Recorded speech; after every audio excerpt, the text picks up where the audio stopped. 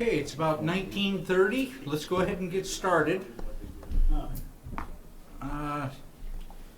Tonight, you're sitting in the Beavercreek Township Board of Zoning Appeals meeting. If you're thinking you're sitting somewhere else, you know, that you probably should leave. But, yeah. What we're going to do tonight is we have one case before us, and it's a request for a variance. And there's a procedure that we go through for every case. And I'm going to try to explain to you the overall general operation, how it's going to work. And then we're going to be doing some questioning and answering back and forth all the time. If we do ask questions of people who have testified, that's okay, they can answer them. If you have not testified, you probably should go up and read the little salutation that's there in order to provide a written record that you were testifying at this hearing. Okay? What we typically will do is we will open the meeting and we'll do roll call, then we'll typically ask for the staff report. Because the type of variance it is tonight, we have the applicant, who is very knowledgeable about this process since he's been doing it for about 20 years. I'm going to reverse the actual presentation of the application to before the staff report. I want to hear what the application is all about from the person that has submitted it. May I object to that? Be careful. I've never seen it done that way. Yes, we've done it a couple times that way. We honestly have. Well, it doesn't, I don't know. Now, but Okay. You want to hear his? we want to I'd hear really the like application first, Okay. because the township has prepared a staff report that is a little more detailed and in-depth, and without understanding your response to each of the variance criteria, it may be very confusing when it's all said and done. So I want to hear the case first from the applicant and see it in its entirety. Then we will be able to ask you questions as the staff report is presented. I think it, I've never seen it done this way, and I've been to a lot of cases, you have too. Yeah. In the time I have, I've never seen it done this way. I've always seen it the other way. I have never seen it. Okay. I don't know if it's appropriate, one. I think it leads to, I'd rather hear, quite frankly, their whole thing, so I can comment, quite frankly, on why they've given so much rejection on it. And I think that's more appropriate, in my opinion. Can we have a vote on the board on which way to do it? No. Why not? Why not? Because I'm the chairman and I set the protocol. Okay? If you're uncomfortable with that, I can retract it. Okay? If you're uncomfortable with it, that's okay. I would prefer it the other way. That's Okay. Okay. I think it's important to hear all their rejections on why my case is rejected and others aren't, and things along that line. Okay. Okay. Fair. Fair enough. Yeah, I think that. Will you do roll call? Mr. Hemrich? Yes. Mr. Or Huntsman? here. Yes. Mr. Martinsek? Here. All right. Before we actually start the case, you know that this is just barely a quorum. Yes, I do. Okay? Quite aware. Yeah, okay. You sure you don't want to delay it till we have a larger group? No, I think we'll proceed. I think we'll proceed, yes. Okay. Okay, that's fine. That's fine. Yes. All right. With that, would you read the case? All right, so here's our public notice for case 853. The purpose of the hearing is so that the Board of Zoning Appeals may review and act on a variance request made by Mark Peed The nature of the request is to seek a variance from the requirement that no lot shall be created within an agriculturally zoned district, which is less than 5 acres in size. The applicant is also seeking a variance from the requirement that the lot width of agriculturally zoned lots shall not be less than 250 feet. So the applicant is seeking a variance from the requirements of Articles 16.051 and 16.052 of the Township Zoning Resolution. The property is located at 1105 Ankeny Road in the unincorporated area of Beavercreek Township and is zoned A1 agricultural. The Greene County parcel ID is B03-0002-0036-000400.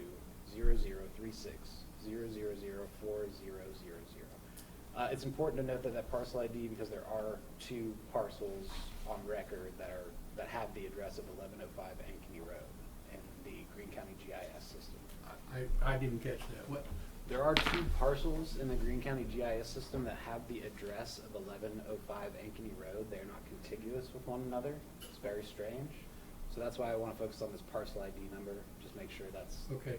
we understand which parcel we're talking about. There's a graphic of the parcel, and I can also show it on the GIS during the staff. So, okay. Okay. That is public notice. I'm Yep. prepared to give a staff report. Staff report, please. All right, so the Community Development and Risk Department received an application for a BZA variance from applicant Mark Feed. The applicant is seeking to create 2 non-conforming parcels out of a parcel which currently conforms to the zoning resolution. The parcel in question is located at 1105 Ankeny Road, and we just read the parcel identification. The Township Zoning Resolution, Article 16.05, contains minimum lot sizes and minimum lot widths for parcel zoned A1 agricultural. The minimum lot size is 5 acres, minimum lot width is 250 feet. The lot split proposed by the applicant will require variances from both requirements. Article 22.07 of the Township Zoning Resolution details the powers and duties of the Board of Zoning Appeals. Subsection 6A of that article deals specifically with the granting of variances. In this section, it is stated clearly that no variance of the strict application of this zoning resolution shall be granted by the BZA until and unless the board finds, and it proceeds to list 8 criteria which must be met for the board to grant a variance request. Staff believes that this variance request does not meet each of these criteria listed in Article 22. Additionally, staff believes that the creation of non-conforming parcels, especially those zoned A1 agricultural, will contribute to misunderstandings in the community about the requirements for obtaining zoning permits for buildings constructed on these parcels. I'll go into that in a little bit more detail. So first, I want to talk about the criteria that were not met in the application. There are 2 particular criteria listed in Article 22.07, and they are the focus of the staff report. So first, criteria number 2 states that the variance to be granted is the minimum variance possible and other alternatives for resolving the conflict between the applicant's plan and the requirements of the zoning resolution are impractical or infeasible. Both those conditions must be met. The applicant did not provide a justification letter with the application, which provides responses to each of the 8 criteria, the applicant did provide a justification letter, which responds to each of these 8 criteria. However, the applicant's response to criterion 2 failed to address the ways in which alternative solutions are impractical or infeasible. In fact, staff suggested to the applicant a solution which would allow for the proposed lot split without the need to create non-conforming parcels. The applicant could simply rezone the parcel to either R1AA or ES 2.5 or even R1A zoning districts, and there would exist no need for variance for lot width or lot size. The very existence of this solution means that criterion 2 has not been met. As such, it is the duty of the BZA to refuse to grant this variance request pursuant to Article 22.07(6)(2) of the Township Zoning Resolution. The second criterion that hasn't been met is number 7, which states that the granting of the variance is for a compelling reason and not simply because the applicant's plan conflicts with zoning resolution requirements when reasonable alternatives are available. So having determined that the reasonable alternatives are available, the rezoning versus a non-conforming lot, Staff consulted the applicant's justification for criterion 7. The applicant claims that they will be able to, quote, enjoy the same benefits as other nearby neighbors, but offers no examples of such benefits that would not be enjoyed should the applicant instead rezones the parcels to a conforming zoning designation. Staff can only guess at the purported benefits, but conclude that this likely refers to the perceived benefits of agricultural zoning in Ohio Township. So in this next section, we will not only rebuff the idea and therefore prove that criterion 7 is not met, but also show why this perception is misguided. So additionally, staff will explain how the creation of these non-conforming lots contribute to this misunderstanding, which contributes to difficulties for both citizens and staff. So first, I'm going to talk about Ohio Revised Code and agricultural activity. In Ohio, townships operate under a permissive form of government. What this means is that townships can only exercise powers expressly granted to them by the Ohio Revised Code. This differs from, say, a city of Beavercreek, which essentially has all powers that are not specifically prohibited by the Ohio Revised Code. It's important to recognize that the township operates under these strict legal guidelines in a lot of areas. So one such area is the regulation of land for agricultural purposes. ORC 519.21 governs the powers given to townships regarding where and for what reason the township can regulate use of land for such purposes. For the most part, townships are given little to no authority to do so. On some smaller lot sizes, townships can regulate minor aspects such as building setbacks, but not building size, for instance. So staff regularly encounters misunderstandings by township residents related to this inability to restrict agricultural uses. Many residents mistakenly believe that simply having an agriculturally zoned lot eliminates the requirement for them to obtain local zoning permits. As confirmed in the memo written by Township Legal Counsel Don Frick, the reality is that only parcels on which an agricultural use is present are exempt, not the zoning, the use. If no agricultural use as defined by the ORC exists on the property, then that property is subject to all local zoning requirements regardless of local zoning designation. In fact, parcels zoned other than A1 which contain an agricultural use are exempted by that same ORC code, despite not having that agricultural zoning at the local level. So it is the use, not the zoning, which determines if local regulations apply. So finally, we come to non-conforming lots and their enforcement challenges. So staff communicates with several residents each year who did not obtain a required permit because they mistakenly believed they were exempt from those requirements. This frequently leads to frustration from the resident who genuinely believes they are within their rights. They don't think they're doing anything wrong, and that's how we, for the most part, treat these cases. People aren't usually trying to get away with something. They genuinely believe, look, I have these rights. I'm agriculturally zoned. But then when we, tell them, unfortunately, that's not correct, and you do need to obtain a permit, that frustrates these residents. It leads to a kind of protracted, one would say, battles to try to get these structures permitted. So staff has worked with residents who do engage in agricultural use, and we've informed them of their exemptions even if they're not zoned A1. This often makes its own set of challenges, though, such as allowing for 2 primary residences on one parcel. People often use the ag exemption to build a mother-in-law suite, say, when our code prohibits it. And then, for the most part, that's fine until there's no longer a need for that mother-in-law suite, and then it becomes maybe a rental property. Or they try to split the lot in a way that would be difficult because those mother-in-law suites aren't typically built with setbacks and things like that from other buildings in them.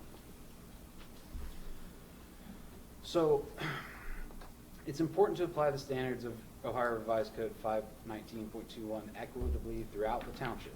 Staff discourages the creation of non-conforming lots of record, in part because of the confusion caused by having lots zoned ag, on which the observed use is purely residential. While not all residents may agree, it is staff's position that obtaining permits is one of the many necessary measures taken by the township to promote sustainable, equitable, and safe growth and development. The creation of non-conforming lots of record, such as those requested by the applicant, in staff's view, serve only the purpose of confusing any future property owner. So staff wishes to avoid these challenging situations whenever possible in the future. For our recommendation, staff strongly recommends against the granting of this proposed variance. The application doesn't meet the requirements for granting variances set forth in Article 22.076. The applicant can achieve the desired lot split by simply rezoning the parcel to an appropriate zoning designation, some of which have been suggested by staff. The applicant will lose no existing benefits of being zoned agricultural if both graded parcels engage in an agricultural use. If no agricultural use is planned, then no benefits existed in the first place. They were not exempt from anything simply by being zoned A1. So allowing the creation of this non-conforming lot, especially when reasonable and feasible alternatives exists, creates unnecessary code enforcement challenges for staff and frustrations for potential future owners. Please support our policy of discouraging non-conforming lots and send this matter to the zoning commission for rezoning. Thank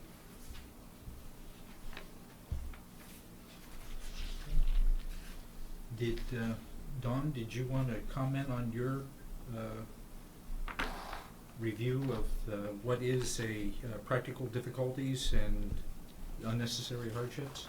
I mean, if you guys need me to, I can further. I mean, basically what I was setting out is that the practical difficulties test, which is actually the first component of 22.07, the first consideration is considered whether there are practical difficulties, is laid out in a case, most people call them the Duncan factors. And some of those are encompassed in what is sort of set out also in the Beavercreek Township zoning resolutions, but those are factors that can be considered in determining whether or not there are practical difficulties that exist in favor of granting the variance. Now, I will say that no single factor controls there, that they can be weighed.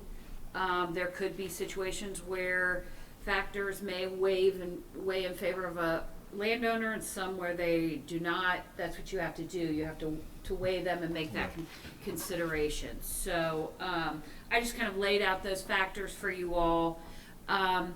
Then I was asked the question about the agricultural exemption. And in fact, I mean, the statute very specifically refers to uses. And when you talk about buildings, it is buildings incident to the agricultural use. And so it is a use, not zoning, that exemption that we have to refer to applies. So I just kind of laid that out for you all as well. Thank you. The hearing is on Article 16, what was it, what's the last one? Yes. 1605? 1605? 1605. Okay, but you basically end your argument that we can't even hear this thing because it's not our duty or power, within our duty or power, 2705. So I'm confused of whether we can even hear this thing until we get this Article 22.07-6 So that article resolved, because we shouldn't hear it. No, I don't think, if that's the way it reads, I don't think that's what was intended. 22.07 are the criteria upon which you make a decision on a variance. But it talks about powers and duties. So So we, if you're arguing that we don't even have the power or the duty to hear this variance. my argument is that in that Article 22, which describes all of the powers and duties of the BZA, a subsection talks about the granting of variances as one of your powers. It then proceeds to list criteria under which you can grant a variance. And it specifically says that no variance shall be granted until and unless the board finds. And then it lists these 8 criteria. So if it doesn't meet the criteria, it doesn't mean that you can't hear the case. It just means that according to our code, you shall not grant the variance until and unless those 8 criteria are met. So my argument is that those criteria are not met.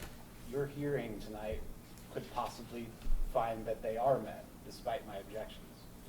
that would be one way that you could hear the case. All right, all right. Did you spell out all 8 criteria that you say aren't met? Actually, In your only staff the, report? only the 2 that I've mentioned are the ones that I feel are not met. 2 out of 8? Yes. Okay. They are pretty important 2 criteria, though.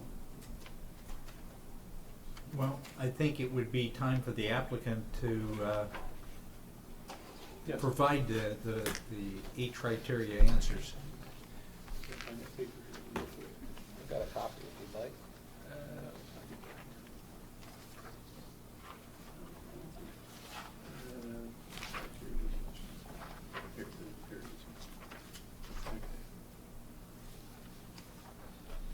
Well, I think I gotta go through first.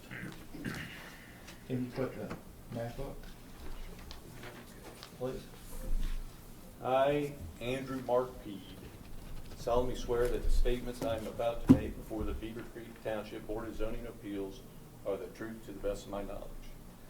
Now, I want to tell my whole case here, but one thing I want to start with, and I want to give this to you guys. This is the notification that went out to my neighbors. I'll give one to each of you to look at it.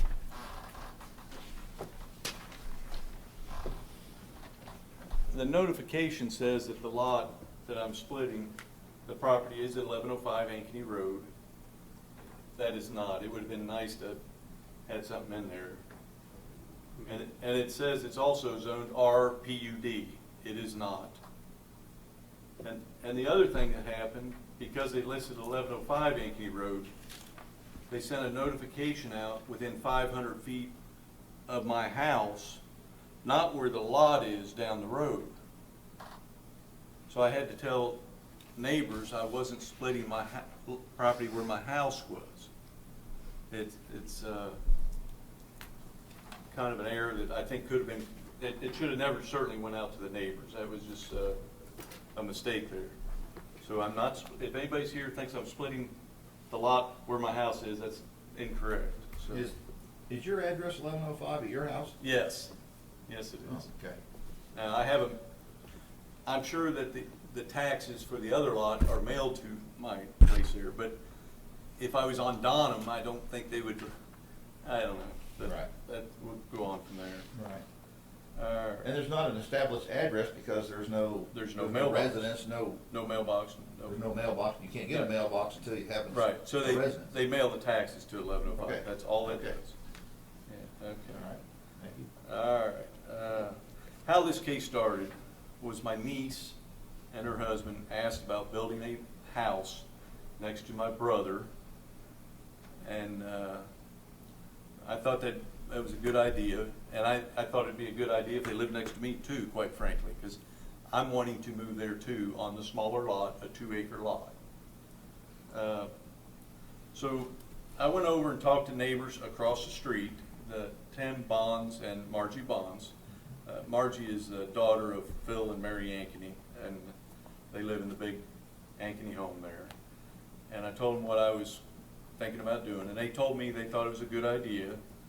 The only thing they questioned was whether or not I really wanted to build next to that school because of how loud it was. That was the only really question they had on it. And so then I talked to the other neighbor down the street, right across from the lot, Dexter Colt, and I told him what I wanted to do, and he had no problem with it. The only question he really asked me was if I was going to cut any of the trees down along the property line with the school because that blocks noise for him. Mm-hmm. Trees that my wife and I planted because of the noise, because the school didn't have to plant any screening there at all because my property was zoned A1. They didn't have to do any screening. A school, 50 acre zone commercial. That's true. So they did. Right. It was not required. So that was part of that. But the only property that my lot joins is the school and my brother Dave's property. He joins it on the one side and the whole back end of it. So it only joins those two properties. There's no other adjoining property other than the school. Let's see. So the next thing I want to give you is there's two similar cases. One of them was pretty recent. That was the case on South Fairfield Road. I'll give you both of them at one time. I'm not going to come back up. Those are the case on South Fairfield Road. And the other case is the case of Don Earhart on Ankeny Road. So, very similar cases. So all three cases are very similar. There's one difference in them, one major difference. Those were both recommended for approval, where mine was rejected outright. And similar questions were answered, yet mine was rejected outright. And I do think that I have very reasons to do this, just as good as the others, quite frankly. And actually, I think I have more, quite. So, the other thing on the Don Earhart case, when I first went to go get a variance request, I was told I couldn't do this. Absolutely could not do it. No, could not bring a case to the Board of Zoning Appeals. Rejected. And I told Lori, I said, Lori, we've done this before. We've done it on Ankeny Road. I know we can do it. And Lori's response was, yeah, but he had 7 acres.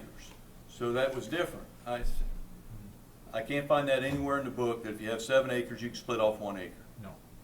It's not in there. So there's virtually no difference between the Don Earhart case and my case on Ankeny Road. So now, another thing I want to give you.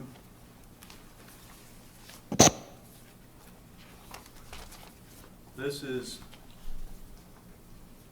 12 lots on Ankeny Road that are zoned A1 that are under the acreage, and many of them are under the road frontage, not all of them. But there's 12 of them right on my street. There are 4 non-conforming lots straight across from my lot. 4 of them. One of them has a 1 acre lot. The other has a 2.39 acre lot. And another one is 1.81 acres. There's no house on it, but that's what it is. And the other non-conforming doesn't have the road frontage. It has 12 acres, but there's no road frontage with it. But there's about 3 other ones with lack of road frontage. One of them used to be my mom and dad's lot, which you can see. It's kind of in the back corner there. It has a 25-foot road frontage, and it goes back into about 4 acres.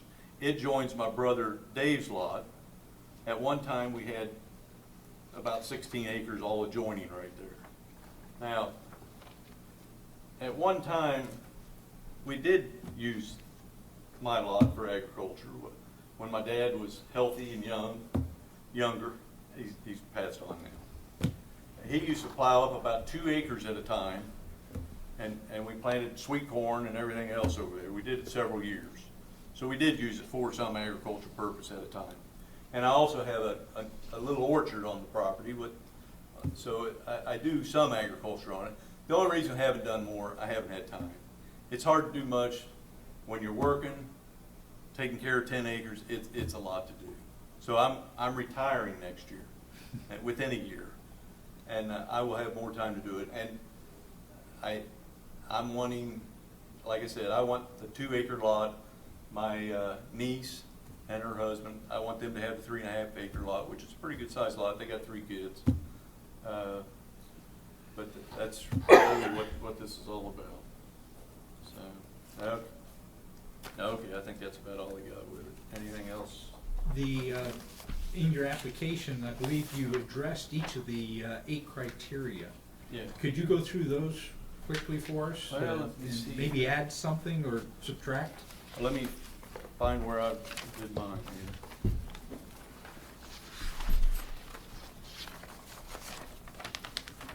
Let's see, I have to read it. Which are the ones you had questions on anyhow?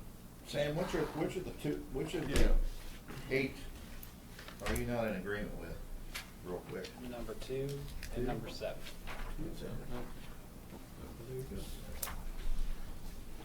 The variance granted is the minimum variance possible when other alternatives couldn't be changed or whatever. I think, and I might add, you might look at the case on South Fairfield Road. Did he meet the same criteria also? I might add. They didn't object to that criteria at all. They didn't object to any of his criteria. So they were similarly answered. I do think there's more to it than that. One thing, I have a lot of agricultural equipment. I have a tractor, plows, disc, bush hog, sprayer, grader blade, front end loader. So I do want to build an agriculture barn. I want to put that equipment in an agriculture barn. Zone R1, you can't build an agriculture barn. You can build a building, but not an agriculture barn. So that is really the one thing that does that. So let's see. And let's see how I answered this on this. The compelling reason, that plans conflict with zoning. And that can be also the same thing with an agriculture barn also, but it also has to do with building the 2 houses and all that on 2 separate lots. But I'm not exactly sure what you.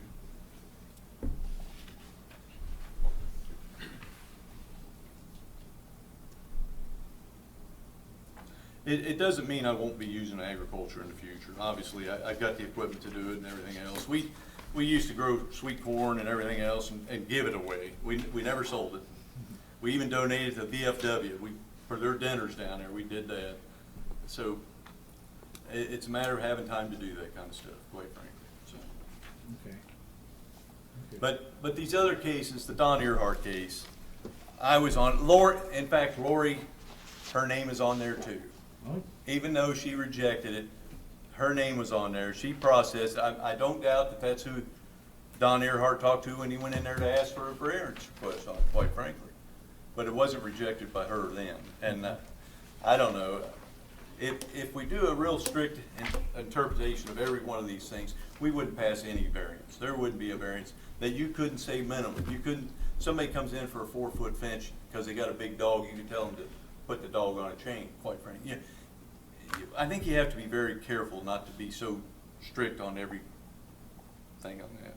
And the same way with a barn, somebody wants it because they have a big RV. You have to be careful with how you handle that kind of stuff. Otherwise, you would pass no variances. I believe that.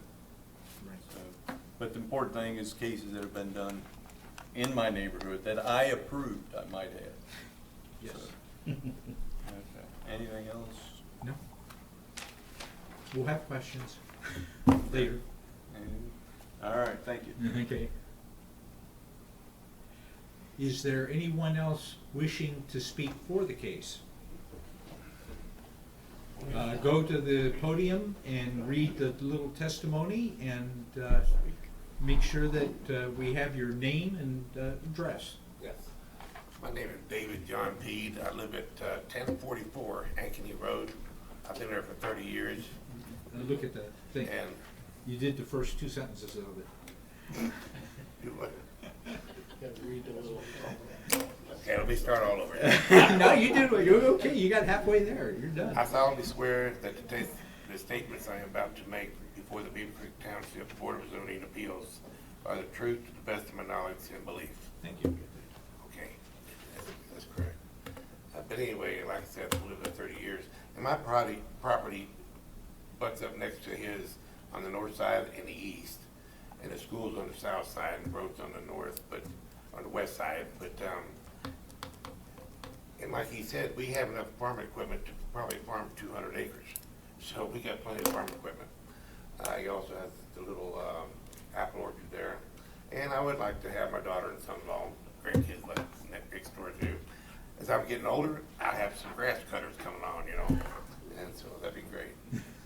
But so I'm in favor of passing this. Okay. Thank you. Anyone else?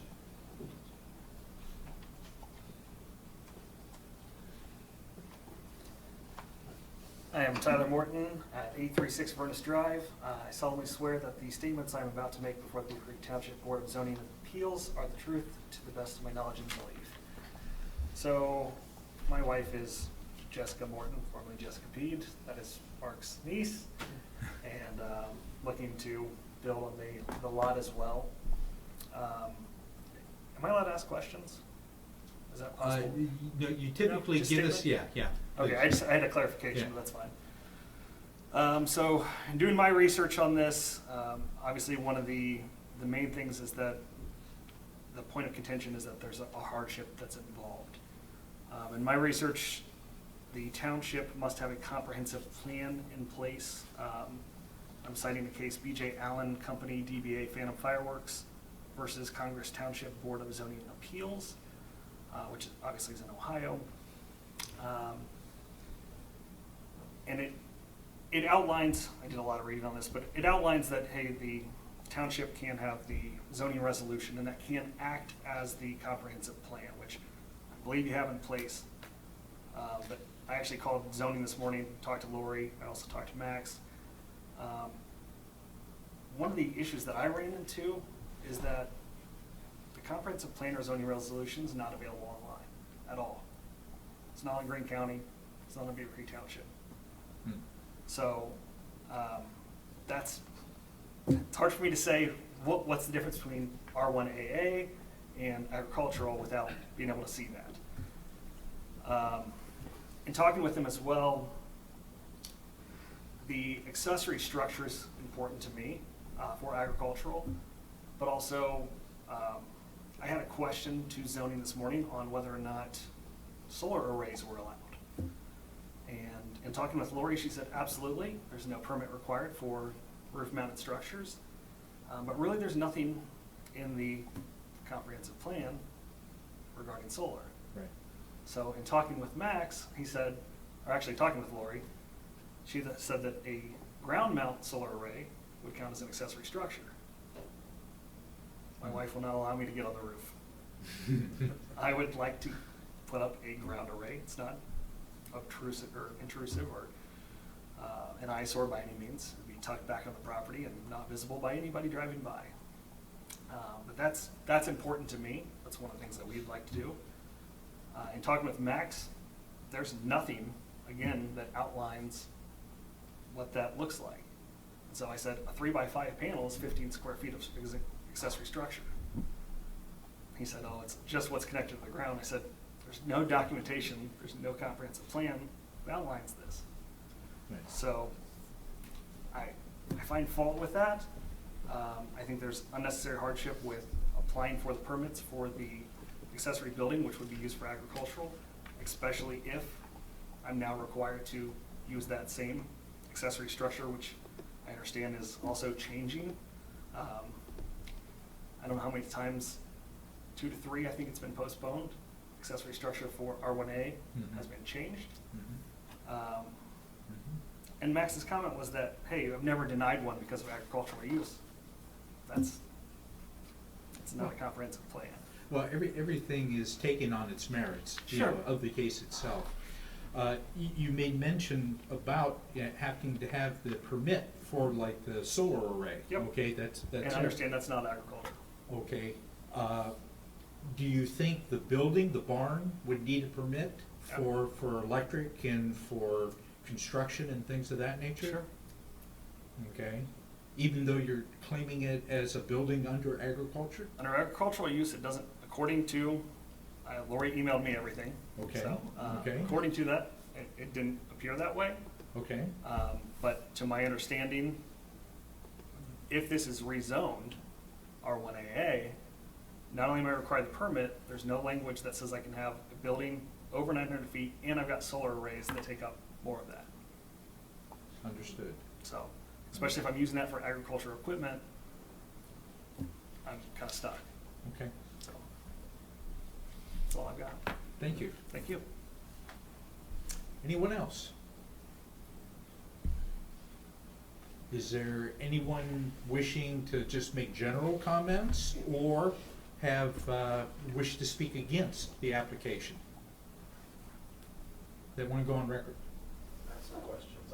this question. Yeah, you go, yeah. He had a question for clarification. Hmm? Couldn't he have answered this question for clarification? No, he was gonna ask us a separate question, not associated with his testimony. So when You're gonna he wait. asked us a question.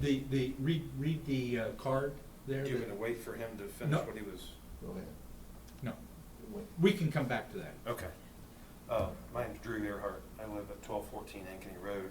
I solemnly swear the statements that I'm about to make for the Beavercreek Township Board of Zoning Appeals are the truth and the best of my knowledge and belief. So I'm Drew Earhart. My dad's Don Earhart, and Mark Pete was referring back to the Don Earhart case. We did this same exact thing, I believe it was around 2007, March of 2007. To my knowledge, of course, I was pretty young in 2007. So was Yeah, they helped me out quite a bit to build my home there. And that's where I currently live with my family of my wife and I and my 2 kids. So, you know, a few things that I have to say about the case is, you know, like David Pete said, you know, there's no one that really affects, other than the school property, you know, Mark, you know, his son-in-law, his daughter, and Dave, and the guys across the street, which they fully, you know, are good with. You know, if the road frontage is an issue, you know, like Mark again referred to, as his parents have a 25-foot easement for their driveway that runs all the way to the back. You know, my opinion, I think it's a good idea for Mark to downsize in his later years of life to you know,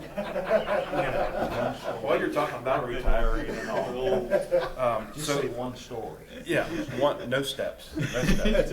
That's exactly what, yes. You know, but that's important for people that are getting up there in the years, as you guys know. We build houses and do things for elderly people all the time. No offense, Mark, don't hold me against it. Anyhow, like I say, when we requested our variance for our property there at 1214, you know, I submitted a plan, we did everything, as far as I know, of course, everything got approved. With that being said, moving on to Mark's case with the zoning and the A1 and the R1 and all the different zoning things, you know, is there I'm going to ask the open question, what is the residential square footage for the outbuilding or the accessory building that he would be allowed to build versus the agricultural building that he would be allowed to build? You know, is there what's the limit he can go, and would that be suitable for his case on the residential versus the agricultural side? So that I don't know. I haven't done enough research on it myself. No, it is smaller. It is smaller. Considerably, or 900 square feet 900 is the maximum? without a variance. Without a variance.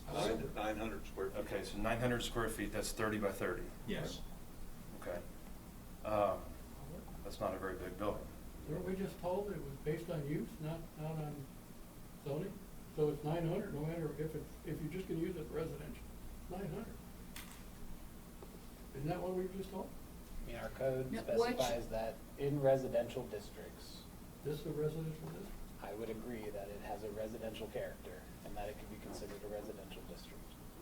One could argue that since it is zoned agricultural, that it's not considered a residential district. However, one could argue the other way too.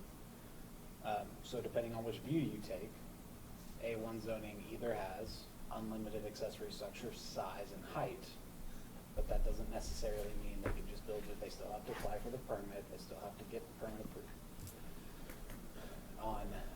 If you take it to mean that the character of the neighborhood is residential, no farming is being done, it's all single-family residential, it is a residential district, then yes, he would have the same 900-foot requirement, whether it was zoned A1 or zoned R1AA or zoned R1A. Well, Ankeny's not a residential district. Hunter's Ridge is. But Ankeny Road's not. It's got houses on it, yes. But it's not a residential district, for God's sakes. Well, like I said, there are two sides that one could view it on, and I laid them both out. I don't think I Okay. took one either. Okay. They're both. But I mean, we're comparing Ankeny Road because it has houses on it to Hunter's Ridge where they're 20 feet from one another? Well, that was my next comment too. No one brought that up. No one tried to compare this to Hunter's Ridge. No, but you said Okay, residential district. okay, we can debate this when it's on our Okay. session. Okay. Anything else, Drew? Well, and it brings up a couple more facts that things rolling through my head, Mark's gonna build a pretty nice place there and probably build an attractive outbuilding, accessory building along with his daughter and son-in-law. My niece. I'm sorry, niece. I can't keep it right straight, sorry. But anyhow, going back to, the square footage and all that stuff, if it were gonna be a major eyesore, and a lot of people were gonna be affected by it, along with, the solar panels and the outbuildings and the two residences and everything, if it were gonna, people drive by and think, oh gosh, that's horrible. It's not gonna be that way. I think there's enough road frontage there's enough acreage there to where they're gonna, accommodate everybody comfortably. Again, with the way we did it, I built there we've been there 2.5 years. I have people stop in front of my house and take pictures. So I'm proud of it. Dad and I worked hard on it, and I want Mark to have that same thing. So I'm for it, and I'd like for this to move forward, and like to see it happen. That's all I got. Thank you. Anybody else? Please.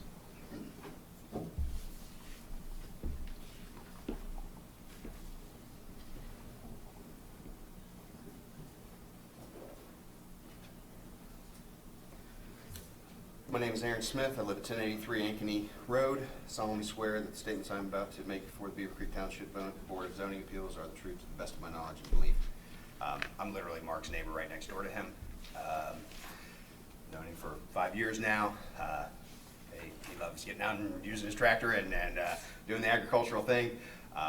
When they stated that it was a residence, I have a garden, I have an orchard, so I do use my property for agricultural usage as well. So when I hear someone say that it's a residence, there is a lot of agricultural use in our street for various properties. I know Mark has an orchard as well on both properties of his, so that's another agricultural thing as well. So I just wanted to, I'm his neighbor, known him for a long time. I wanted to put my stamp of I'm with this and all for it. So the board grants Mark the variance that he needs. Okay, thank you. Appreciate it. Anybody else? One more thing. My neighbor on the other side of me. State your name so that it goes on the record. No, you don't have to get up. It's just so that they know who's talking. David Lee. Right. I have a neighbor on the other side of me that has 2 outbuildings, and I assume that maybe they had to have a variance for that, I don't know. But I think he built a 30 by 30, and it was not big enough, so he built another one. And I was just wondering if he lived long enough, he's gonna build another one. Anyway, I thought I'd mention that. Okay. Yeah, there isn't. Sorry, it's active station, so we got to hear those periodically. So. Okay, if there's no one else wishing to speak in the public, yes. Excuse me. Step right up. Yes, I'm sorry.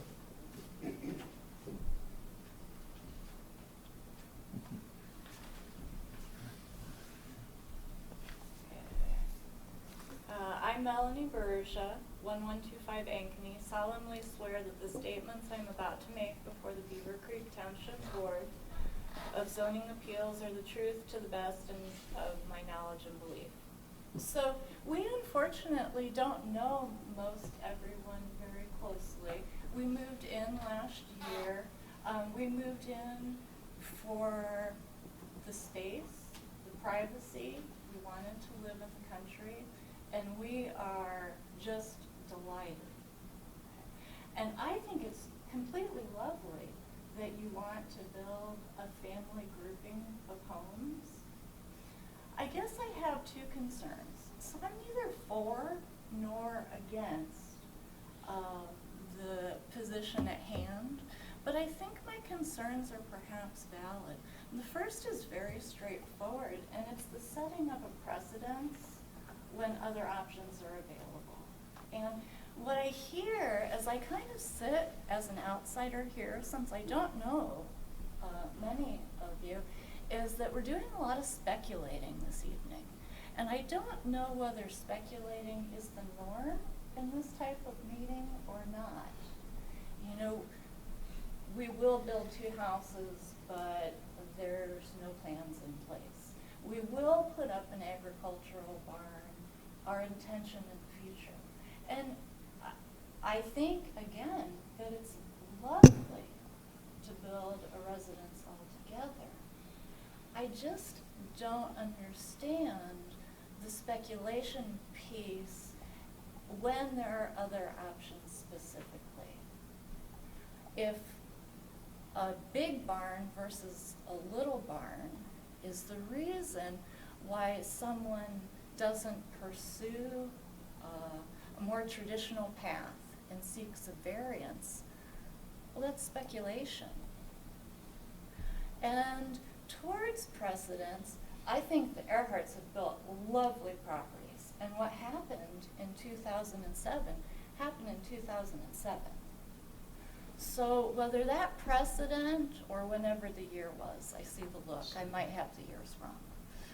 Whether that precedent was exactly the same case, we don't know. I mean, the Earharts certainly know. They know their paperwork.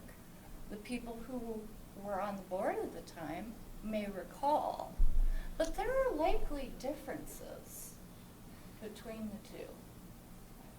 And my other concern, and perhaps there's a way to resolve this one fairly easily, is that this tract of homes has a covenant that speaks towards. Now, I know the township has no responsibility towards the covenants, but I think it's an opportunity to relook at, are we picking and choosing what we think is significant at any point in time?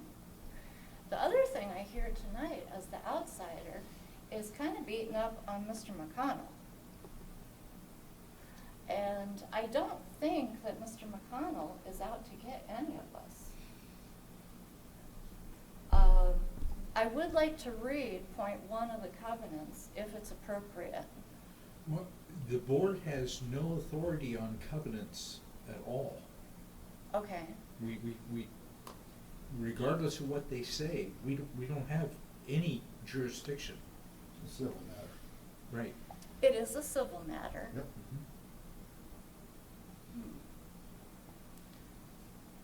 So then I'm assuming if it's a civil matter that the board would not want the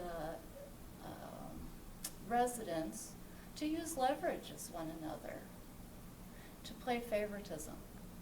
What's that got to do with covenants, man? If you let me read the rule, you might know. We don't do anything with covenants. Okay. But then you flipped and said we're trying to use that against somebody. No, that's not what I said. Okay, well, I must have misunderstood. So then I'll just go back to that if there are reasonable alternatives, I guess that my concern, and again, I'm neither for nor against, is that we're setting a precedence when we really don't need to. If we're basing future intentions, or we're making decisions based on speculation and future intentions. I certainly don't want our nice country road to be turned into neighborhoods over time. You set precedents, that's potentially what happens. That's all I have to say. Thank you. Thank you. Is there anyone else wishing to speak for or against the application? Hearing no other testimony, I'm going to close the public portion, and we're going to discuss it amongst the board and the staff. First of all, this is the Board of Zoning Appeals. Okay? This is where you come when you want to appeal the zoning code. We're not here to beat up on Sam, nor do I think he feels that way, do you? I don't. We are very open and we discuss the crap out of stuff, pro and for it or against it, back and forth. So the only reason why the Board of Zoning Appeals exists, this board, is for people to come in and try to get a variance to the zoning laws. So, Or conditional use. so, and in the township, we do not set precedents.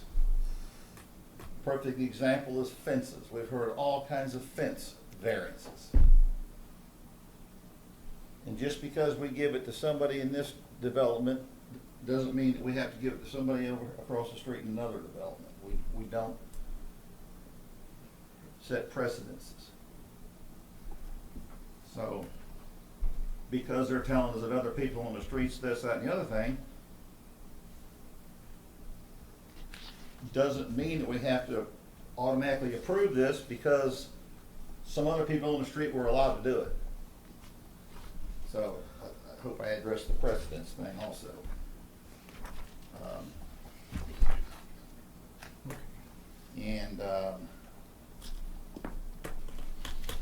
Also, to address another comment about speculation on what you're gonna build on the property and this and that, that's the only thing we can go on. We don't require plans. We don't require approved plans.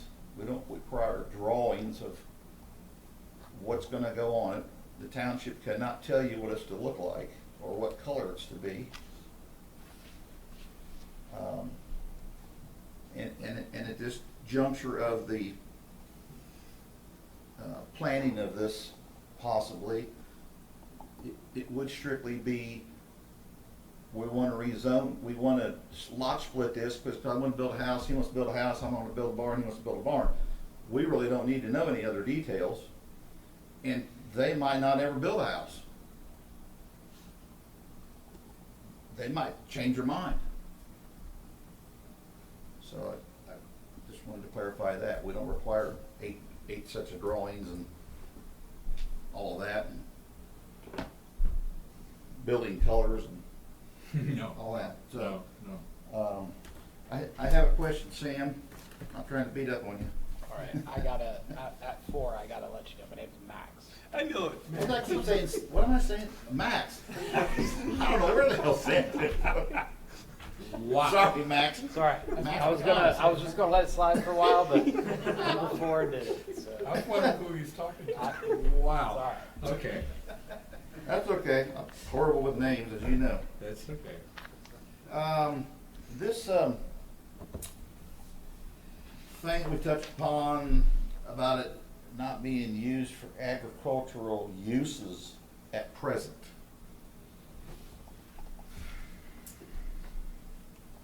And then the way I took it was that since it's not being used at present for agricultural purposes, that they can't decide to start using it for agricultural purposes now. Is that? No, all the statute says is that a township cannot regulate, in fact, I can read it to you. It says, it confers no power on a township zoning commission, board of township trustees, or board of zoning appeals to prohibit the use of any land for agricultural purposes. So you can't prohibit the use for any agricultural purpose, or the Okay. construction or use of buildings or structures incident to the use for agricultural purposes of the land on which such buildings or structures are located. And the only reason I think that Okay. that was addressed is to simply address that there is at times a misconception that the zoning A1 means that the township has no power to regulate certain things.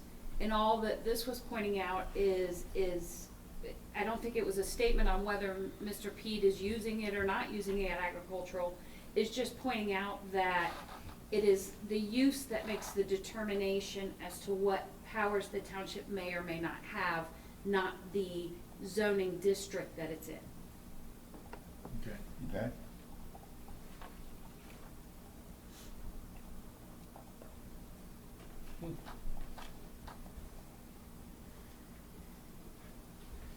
That's all I got for the moment. Go Okay, ahead. notes, okay, how about you?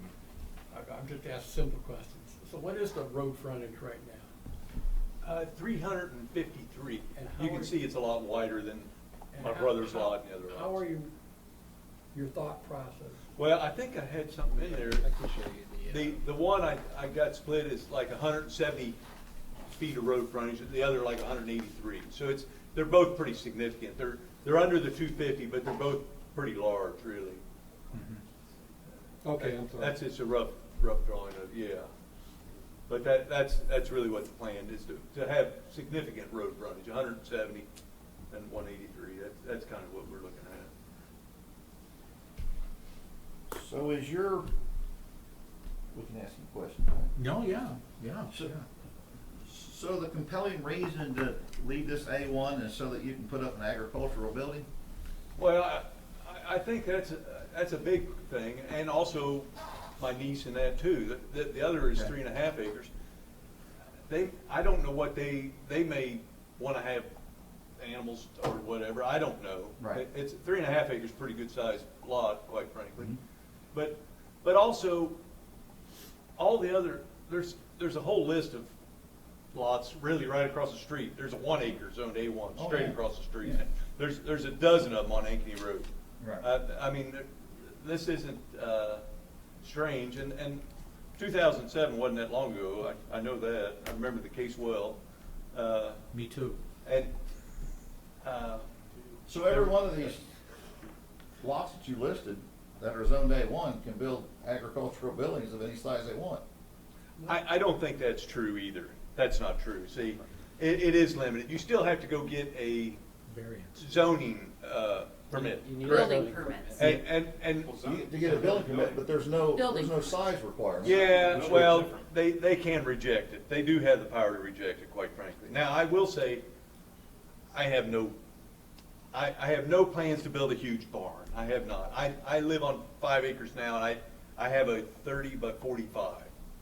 Now, I could have built a huge barn there. I didn't. I got neighbors that have barns that are 50 by 100, 50 by 120. Okay, so is the reason you're wanting to leave it agriculture because you want to put up a pole barn versus a, It's agriculture barn. what do you call an agricultural barn? There is a difference in it, and in fact, it's a little more restrictive. In an agriculture barn, you can't use it for any business purpose other than agriculture, quite frankly. If you're using an agriculture barn for any other business other than agriculture, it's a misuse of that building. But an agricultural barn definition is not this type of building that it'll be, foundation or no foundation. No. Okay. No, it does not. Okay. No. But it also, going R1, if I want to build something not bigger than 900 square feet, I got to come back here. Right. And he would have to come back here. So you've created 2 more variances on that, and it's possible there could be something on fencing and everything else too. I don't know. We are already fenced in on 2 sides of it. We're not fenced in on the school side, but I would anticipate doing that. I'll say that. It's good to have the whole thing kind of fenced I in. guess what I'm trying to do is get a feel for Yeah. why you wanted to come here versus doing what Max is suggesting and going and getting the zoning changed on the Well, property. like I said, I have a lot of agriculture equipment. I want to put it in an agriculture barn. I shouldn't have to go to, I still have to get a permit to do it. I'm certainly not going to build something excessive, I'll say that. I don't want to. They cost a lot of money too. But I haven't done it where I'm at now. There's no history of it. So, but, yeah. You had some other questions? You're totally confused, okay? We can walk you through it. You're gonna have to. Okay. Am I not right in that at A1 zoning, you can build, there's no building size restriction for I outbuilding. got confused Correct. based by, if it's not Mm. agricultural use, then you're basically in the residential without being zoned. I will say this, when they built the school, they didn't treat us as residential property. They Oh. treated us totally as agricultural property. I'm sure. That's how we were treated. Right. So I think it, and you can see the trees my wife and I planted there to block them. Them trees are mainly on my property. That's where they're at. Because the other trees, there's one single row that they planted that was planted way before because Mr. Nutter planted them for houses. That was originally scheduled for houses. Then they made a minor modification and zoned it commercial. Right. That's what happened. Right. The logical zoning change would just change my 5 acres to commercial, but my brother Dave won't allow that. So, Okay, okay. and I would.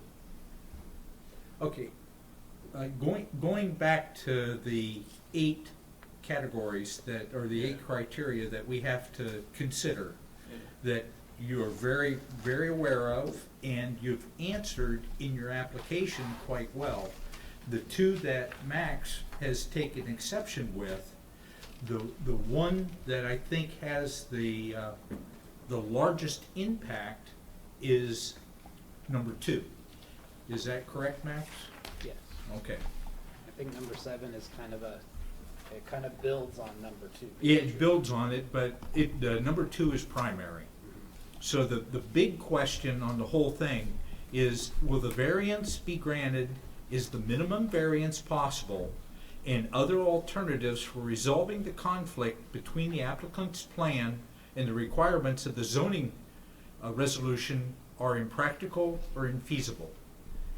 And if the primary concern of the applicant is that they want to have the ability to keep it A1 so that the structures can be built to the proper sizes for their use without coming back for variances or conditional uses or whatever they come up with, that is what I'm hearing is the main tenet of the defense against this. Is that your interpretation? I believe that's correct. From what we've heard, that's the main reason. Okay. But we had no problem with it on the case on South Fairfield Road. It was never brought up. I'm not saying it's a problem. I'm just Yeah, trying I know, to I know. establish the facts. You I know. know, okay. See- Where is the sticking point? What are we dealing with? And it seems to me number 2. I could be wrong. I'm like him. I'm confused. Okay. So these 12 properties on Ankeny Road that are non-conforming, 2.5. that are less than 5 acres, That's not all of them, not conforming. that has no input on what he wants to do. This isn't like the first idea of doing this on that particular road. There's at least 12. Didn't you just say Properties. precedent wasn't an issue? Pardon? Didn't you just specifically say that you don't view it in terms of precedent? It's not a precedent. Well, if you're looking at all those other properties to evaluate that's a precedent. No. I'm saying these all were allowed. Now all of a sudden, why is he looking at these and going, no, we're not going to allow that one? Is it appropriate for me to say something? Why? Not yet. No. We don't set a precedence. We don't have to approve this because all these were done. I agree 100%. No, But I'm my just. question is, when you see this list of all of them on the same road, why do you have such heartache with this lot split, which is bigger, both pieces, than a lot of them listed on this page? So it's not about whether I have heartache or anything about it. It's the requirements of the code are such as they're laid out. It specifically says you shall not grant variances unless certain requirements are met, and they're not met. So that my recommendation is you shouldn't grant the variance because the code says you shouldn't. Okay, but It's not so to address your issue about, yes, there are non-conforming lots that exist nearby. I think that speaks to my point, some of the testimony we've heard from people in this room that said, I've got multiple accessory structures on my property, and unless they've gotten a variance, I don't think they can do that based on our code. So that speaks to my point of having this zoned A1 agricultural when it is a series of residences serves to confuse people as to what requirements they're obliged to follow. That's my argument. Right, but I think the property that has the two buildings on it is at least 5 acres, isn't it? Or not? You know what, two Yeah, garages? yes. Yeah. I'm sure it is. He's 5 plus. And are they, And in a township, you can build as many outbuildings as you want, correct? On A1, that's, is that correct or not? I don't interpret the code that way, no. The code specifies 900 square feet of accessory structure, combined accessory structure area For A1 zoning? for any residential district. This isn't R1A though. It's not zoned R1A, but it's arguable that the character of this district is a series of single-family residences. Now, I would like to ask, because it was brought up, and we talked about how covenants don't play a part in this, so if we are gonna talk about other nonconformities in the area, I'd like to bring part of the covenants as part of some evidence. I think it will help clarify some things for you. May I please do that? I believe she wanted to make a comment. Let's let her explain the covenants. That's fair. Covenants? Ma'am? No. Go ahead. Can I speak towards it now? Yeah, Okay. yeah.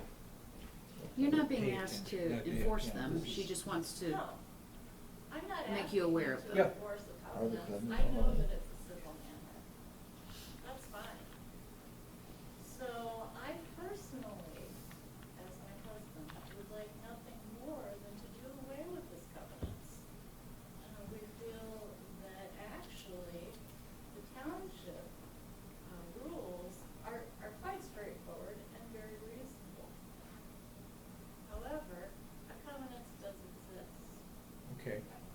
So apparently, this is just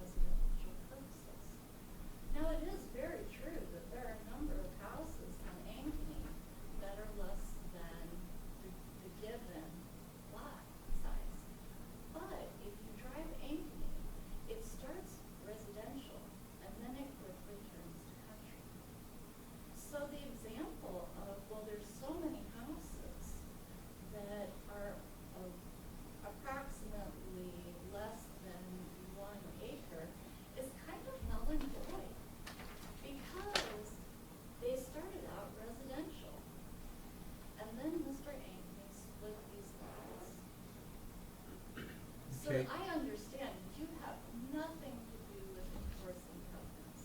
Right. Like I mentioned before, I would like nothing better than the covenants to go away and us to just follow township guidelines. Okay. Is there an expiration on those covenants? There is not. The covenant specifically says, and I can find it for you if you give me just 1 minute. If you want to go on to something else while I look for it, please, because it'll take me. How many covenants are there? Affecting our lot, there are 2. There's the original, Where do you live on this map? we live at 1125.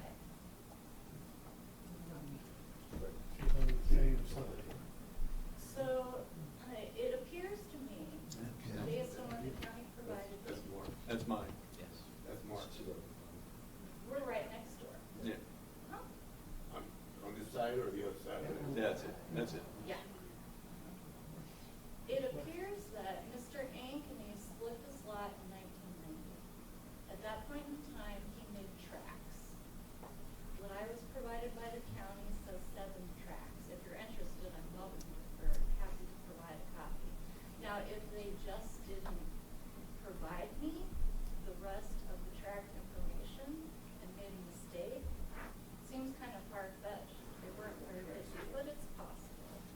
And then when our lot was developed in 92 or 93, we have a second covenant that affects our lot.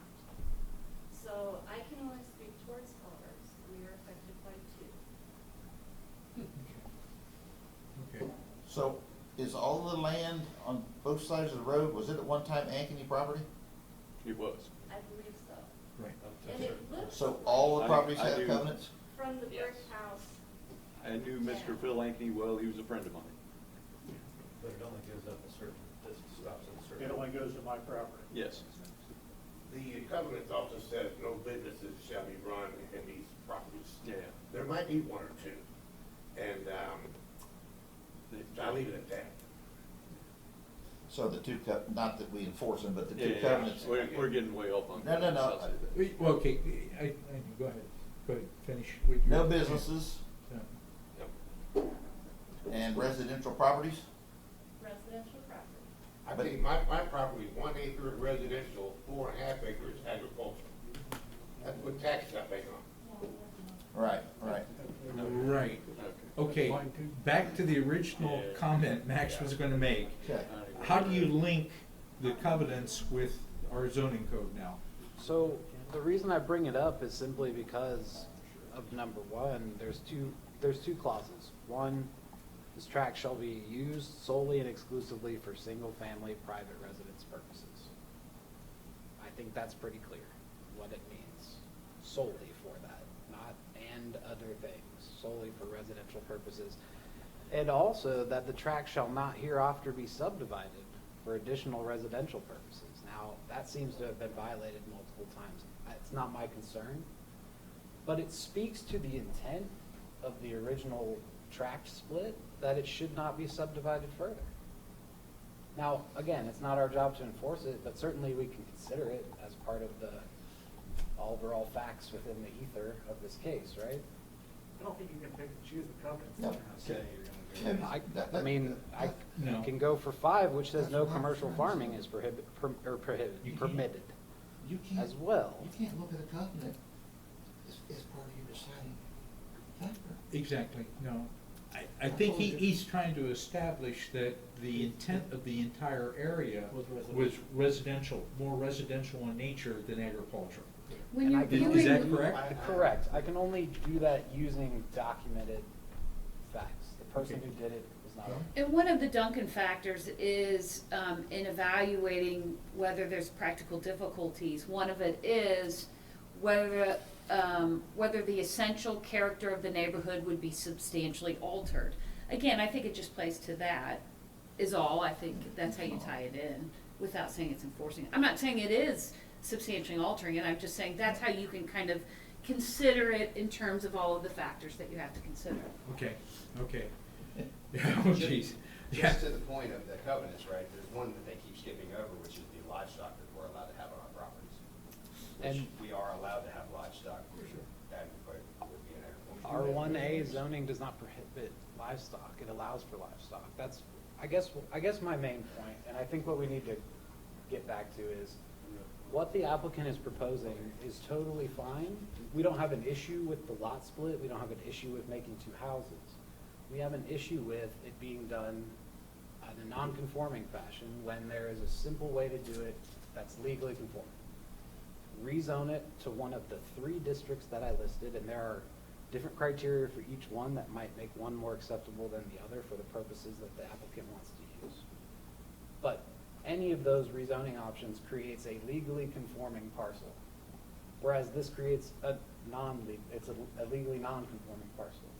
That in and of itself, the fact that there are other options that exist that are not, they don't provide any other hardship than someone else who would have to apply for rezoning. It's not that this parcel has to do anything special to acquire that rezoning. They would simply apply for it just like anybody else. Those taken in consideration mean that the correct venue to address this issue is the zoning commission in a rezoning case. That's my main point. Not that this is a problem. In fact, I told the applicant that we would be glad to work with him to accomplish this goal in that fashion. So that is again. It's just that they would have the 900 square foot restriction. Arguably, they have it regardless of if they're zoned A1 or not. It's whether if they put agricultural use on the property, then they could argue that they are not subject to the 900 square foot restriction. Because it would be what? Park your tractor in the yard? Or just like other people who have come before this board, request a variance for a larger than allowed structure. Right. Which Correct. are frequently granted. So the idea that it is a hardship is also difficult to. Okay. You had a comment. Well, Not behind you, Andy. I just had a question on the Duncan factors. Those are the 8 criteria that we're looking at, is that correct? No, No? Okay. no, they only go to the first criteria of the 8. Okay. Okay, sorry.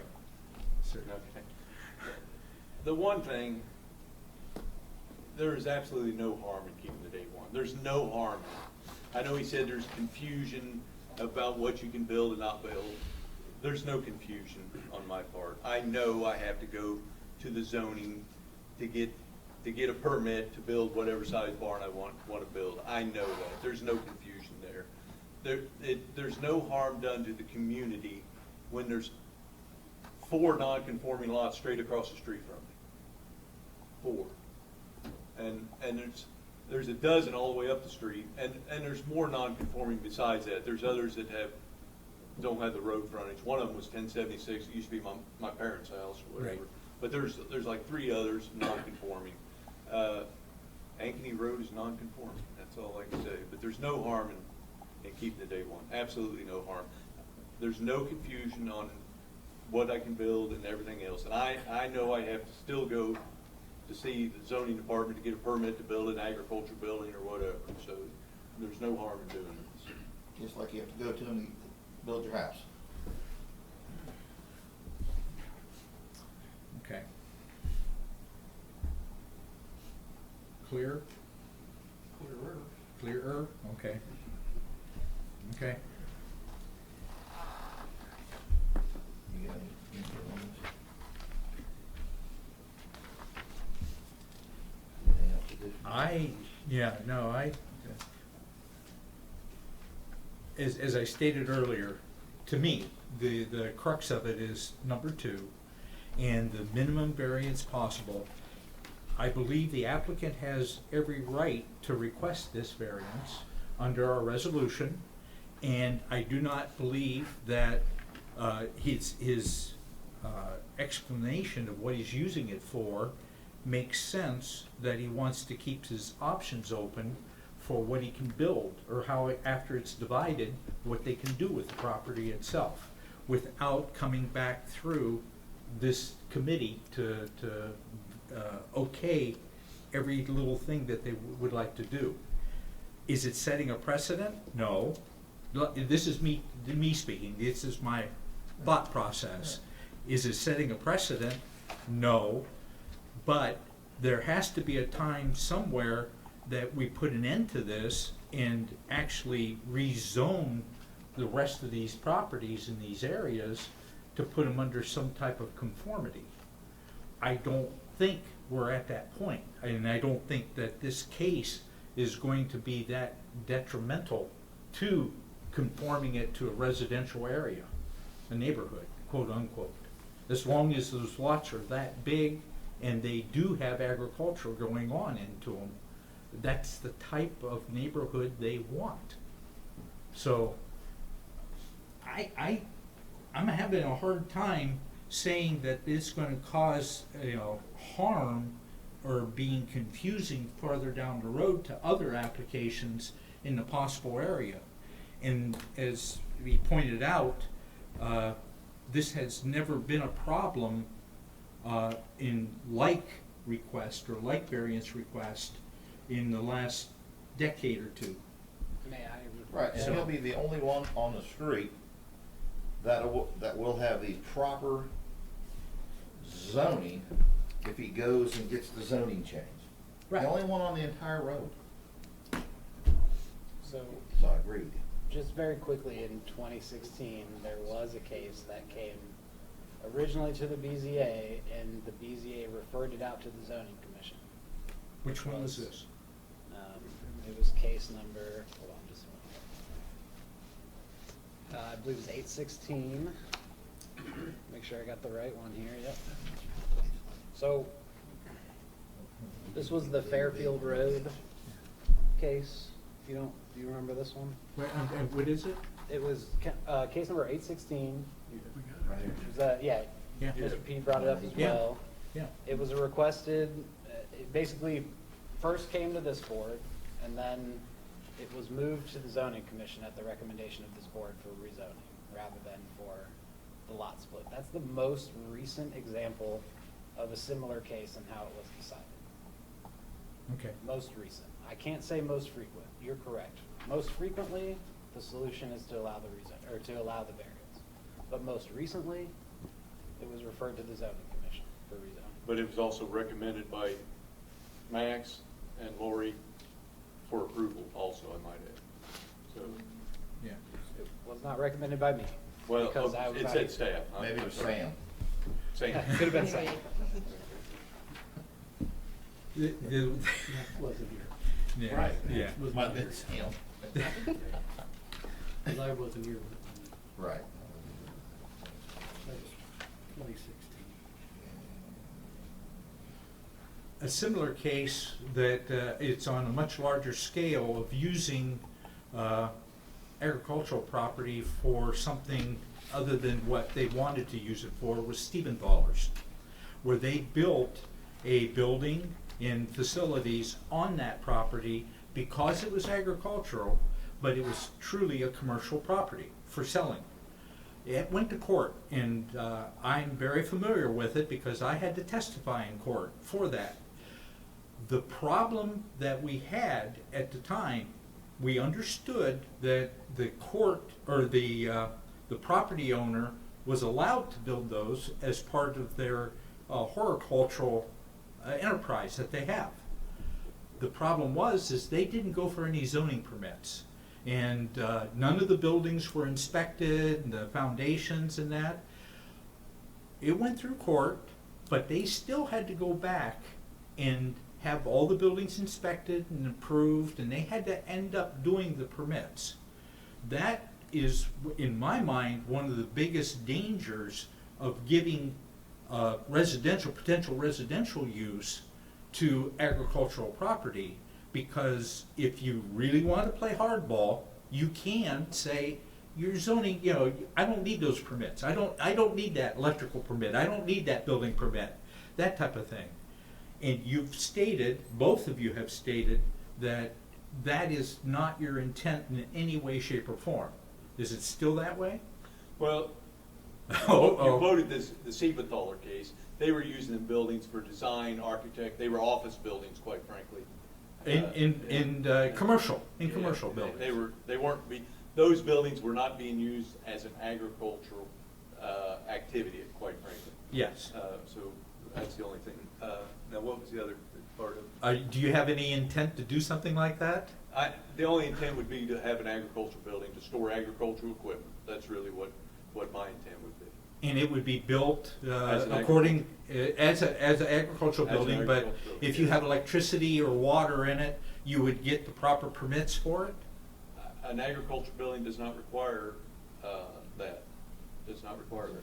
Well, see, there's in the rub, okay? What happens if you put electricity in there, Yeah. okay? You want to run your welder or whatever it is. Yeah. If it's not inspected, if it's not permitted, how do you know that's not a health and safety hazard? Well, every agricultural building on Ankeny Road has electric in it. I'll say that. Not inspected. Wouldn't they also be a safety hazard? Yeah, Yeah. I mean, Well- that's my concern. But Yeah. it's not done. I don't know. But here's I the don't flip have side of any- it. And it's just playing the game. You can go get your permit, you can go to Greene County and get your building permit if it's required. I'm not gonna have any electric in it. I'm not gonna have any water in it. No, They come out and do a final inspection and they're gone. Well, then you wire up your building. Yep. No inspections. Yeah. And if you wire it up wrong when it burns down, then the insurance company's gonna pay to put another one up. It doesn't matter if it was inspected or a permit was pulled or nothing was pulled. So it's just all in play, how you wanna play the system. It really is.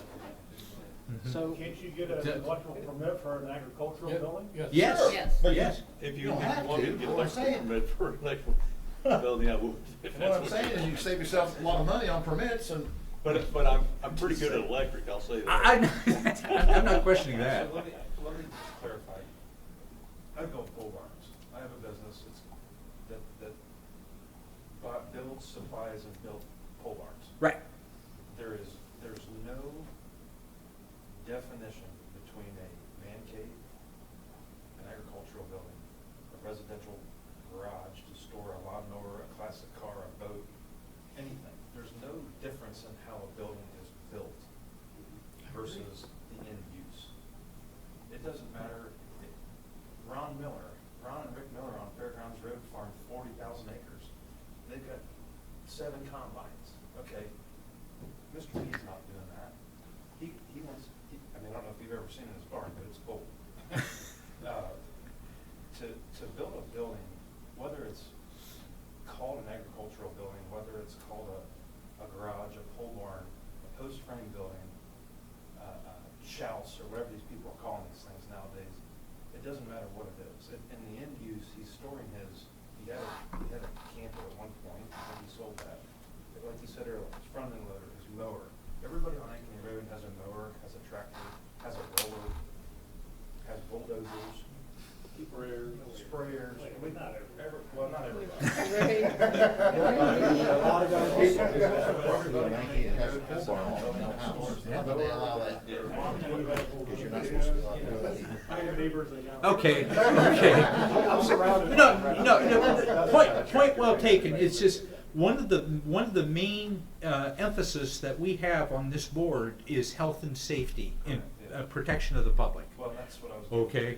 Is when you build an agricultural barn, it doesn't matter if it's agricultural, it doesn't matter if it's residential, it doesn't matter. Greene County will be involved at some point. That's just the way it works. It doesn't matter if it's a shed, it doesn't matter if it's a 40 by 100, the Greene County Building Department will be involved in that building. If you go and sign a waiver that it's an agricultural building, Right. then they're not. Correct. But You are if, correct. but if you tell them you're gonna have electric, then they're involved. We'll get an electrical permit. That's what I'm saying. You know, it's. But you don't really have to get a building permit. Correct. Right. You don't need a building permit. This is zoning and. Okay. No. Let's. Just real quick to answer your question. Yeah. I just spent $1,700 at the City of Springboro for permits, so, Yeah. for a commercial space. So, yeah, I'm well within the realm of paying for permits. Okay. It's not including plumbing, that's Warren County. Max, you said something. We're going through it right now. So, Mr. Pede, you mentioned that you didn't believe that an agricultural barn required electrical permits. I didn't know that it did. To my knowledge, it didn't. So that speaks to my point that I made about the confusion that these mislabeled zoning I'm sorry, but that I think speaks perfectly to my point. There is a debate in here about whether these buildings require building regulation permits or electrical permits. There was even made mention that, hey, if you want to play hardball, if you want to do it, you build it, you say you're not going to wire it, and then you wire it in secret. All those things are true. But that again speaks to the need to correctly at least label this zoning district for what it is. It's a residential zoning district. The two lots are being split to put two homes on them, not to split one out as a farm, but to have two residences on them. And so why allow for this kind of confusion that we witnessed here tonight when it can be kiboshed by saying, hey, here's the zoning district, these are the rules that it's subject to, and you can't really claim ag use just for the A1 zoning anymore. You put up a garden, that's all I need. And I've told people that. If you have an agricultural use on your property, you are engaged in agriculture, you have a chicken in a coop, then the buildings that you build to perform that function are exempt. That's the agricultural exemption. But your house isn't, because it's not accessory to the agricultural use. It's accessory, it's for the purpose of residential use. So, Yeah, we're all in 100% agreement about the house. You need permits, zoning permits, building permits, I would need a variance electrical, you for need chicken. everything. you would not need a variance for chicken. That's, After 900 feet? if you had a over 900 square foot, well, no, that's not incorrect, because it's an agricultural purpose. It's a building accessory to an agricultural purpose. It would be agriculturally exempt from even, you wouldn't even have to contact me. So there's no size requirement for that. Because it is an Correct. agricultural building. Use building.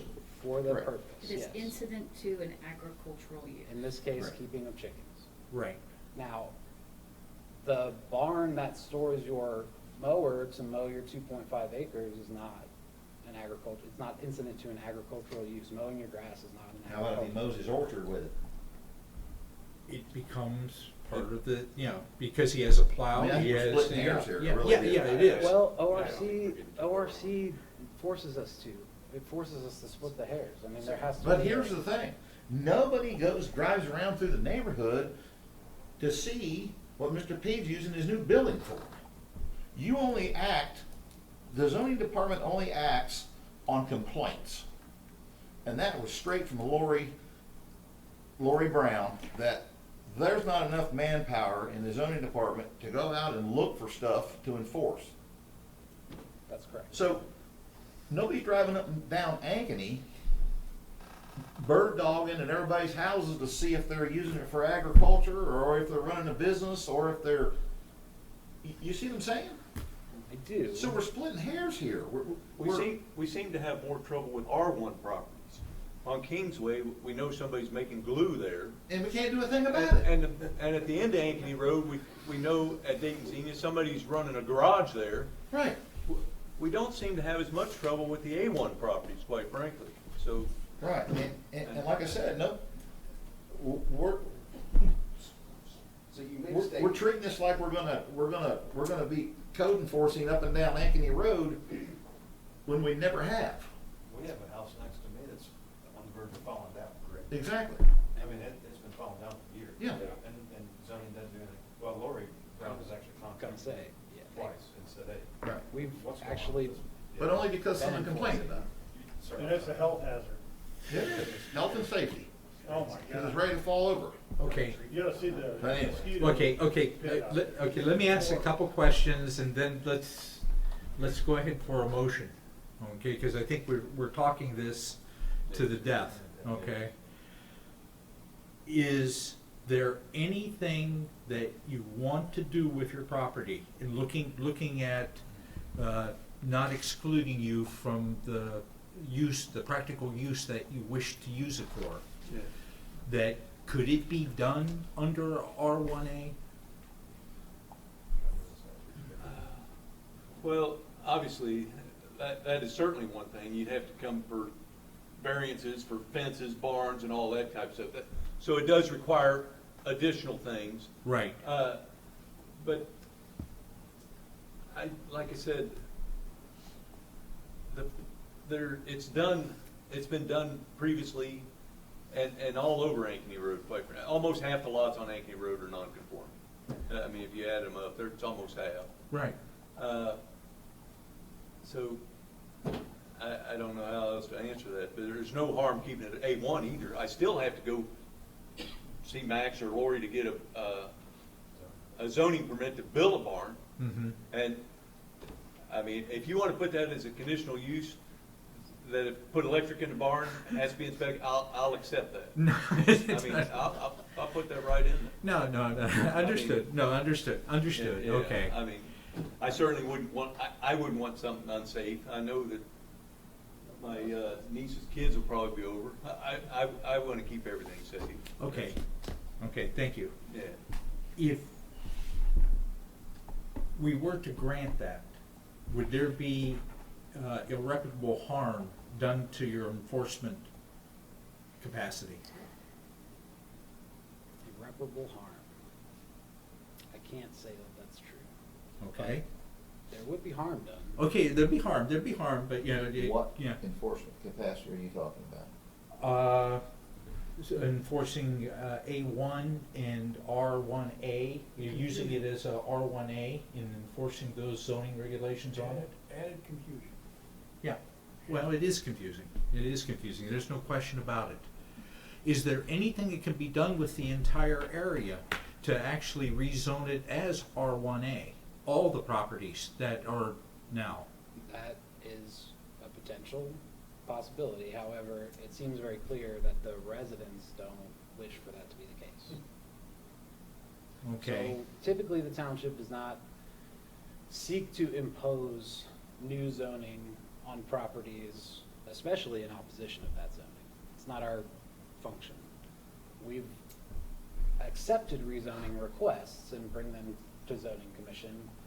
We've initiated rezonings on behalf of, say, the airport last year. Mhm. Okay.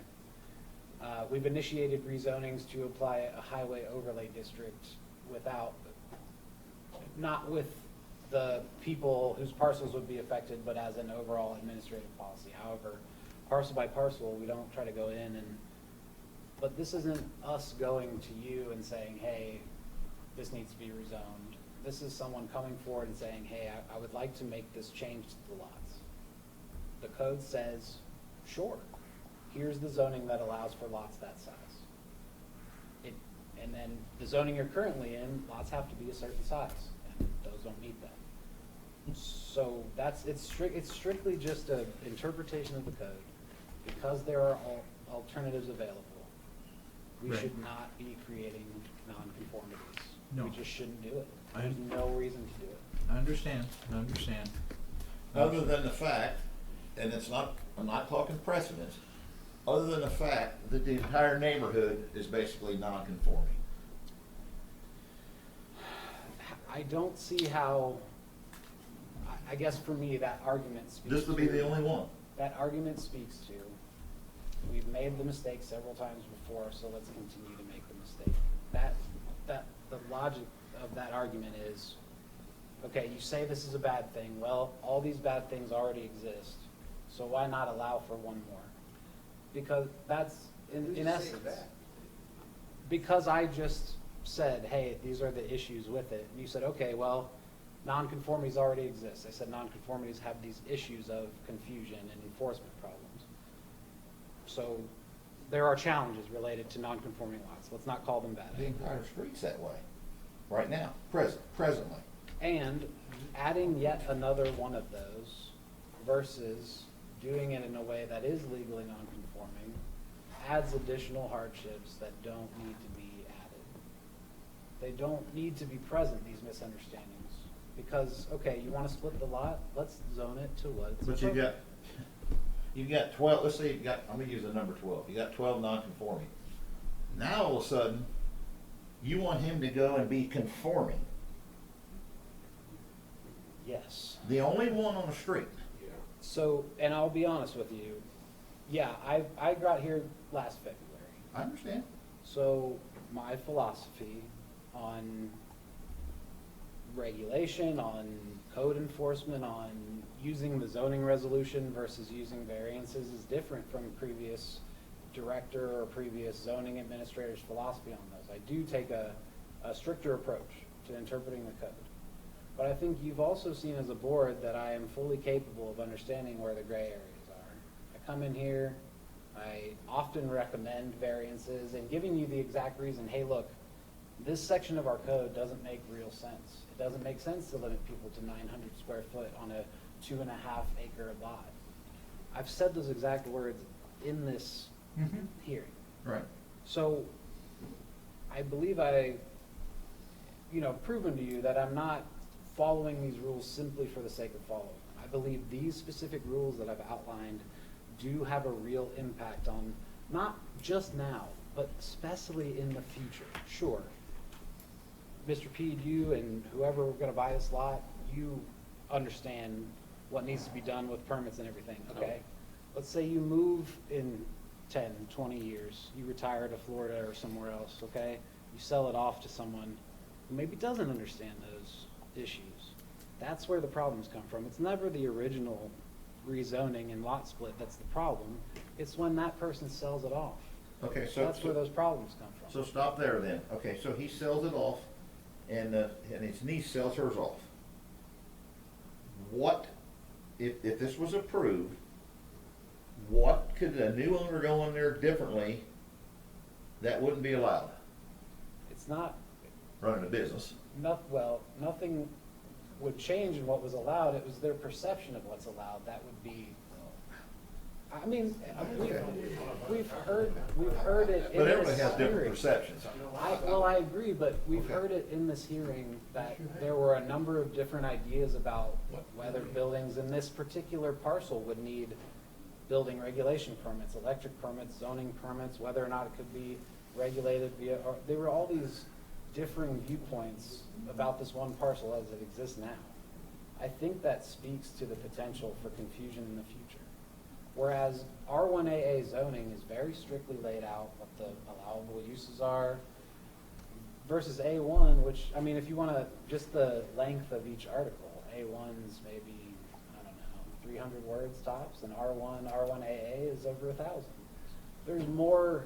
But you in your position, you were there 8 hours a day to answer the questions of any potential landowners or future landowners that want to do any kind of development. That's right. They'll get the answers from you. If they call. And if they don't, and they build something that they're not allowed, then the zoning enforcer might act on it only if she gets a complaint. Or the person gets a complaint. Okay, all right, I'm done. Okay. So one point you made earlier, and I was just curious, you stated something about a garden, like having a garden, and that makes it agricultural. The lot already has an orchard on it. That use is agricultural, so any buildings accessory to that use, any buildings that are built for the purpose of supporting the orchard operation are considered agriculturally exempt by the Ohio Revised Code. Just one quick comment. Any future owner, which hopefully I'm there the next 25, 30 years, but they would still, if they wanted to build something else, they'd still have to get a permit. So it doesn't change that fact at all, or the requirement. Any future owner would have to do that. And so it doesn't change that. So they would have to go there and seek what they want to build, and they would certainly tell them what they could. That's Okay. Thank you. Any other questions? Okay. You have any other comments or questions? I'll entertain a motion. Make a motion to approve case number 853 as submitted. Motion's been made. Second? Well, to keep things going, I'll second. Okay, you want discussion on the motion? Yeah, I guess you want any conditions? Because I feel where Mac's coming from. You gotta stop it sometime. Well, you want to put the condition on You gotta stop building size? having A1 when they're really residential. But it would be the only one on the entire I street. understand that, but we're not Only supposed one. to look at precedent. We're not, this isn't the very first one out of all of them That wants says to. you're looking at precedent. No, it does not. I'm not saying anything about who approved these or for what reasons. I'm just strictly saying that that property is in amongst all of these. There's at least 100 It's- properties in. I'd have a whole different outlook on this if none of these properties existed in these sizes in that neighborhood on that street. I looked at the map, there's probably 100 properties in our township that are less than 5 acres that are zoned A1. And I don't understand why they ever got that way. We've got a darn church that built a cell tower that's less than 5 acres. How can you let that happen? And it's zoned agriculture, it's less than 5 acres. We've allowed So, this to happen in Do this. you wanna put any conditions on? What conditions I'm would you trying to put? figure this out, because we do have a problem. We're allowing A1 to be anything. I'm R1AA, okay? And it's fine with me. I had to build a bigger barn than I wanted, than I'm allowed, and I got it approved. Right, so if he wants to stay with A1 zoning, both lots, then we could put a condition on it that if he wants to build it bigger than 900 square feet, that's gonna change. See, that's gonna change I hope because so. they're gonna bump that up to, It's based on a percentage of lot size. So- based on a percentage of lot size. That'd be good. We could do that, and then if they want a bigger building, they can come in and ask for a variance. And that would leave them with their A1 zoning. I think you would have to say any building not incident to an agricultural use would be limited. Because you can't regulate the construction of a building that is incident to an agricultural use. Okay.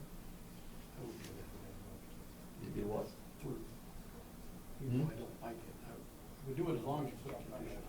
The condition of, That they still have, you have to they make have to sure come they in and have get a to- they'd have to come in and get a permit if it's not A gonna be an zoning permit.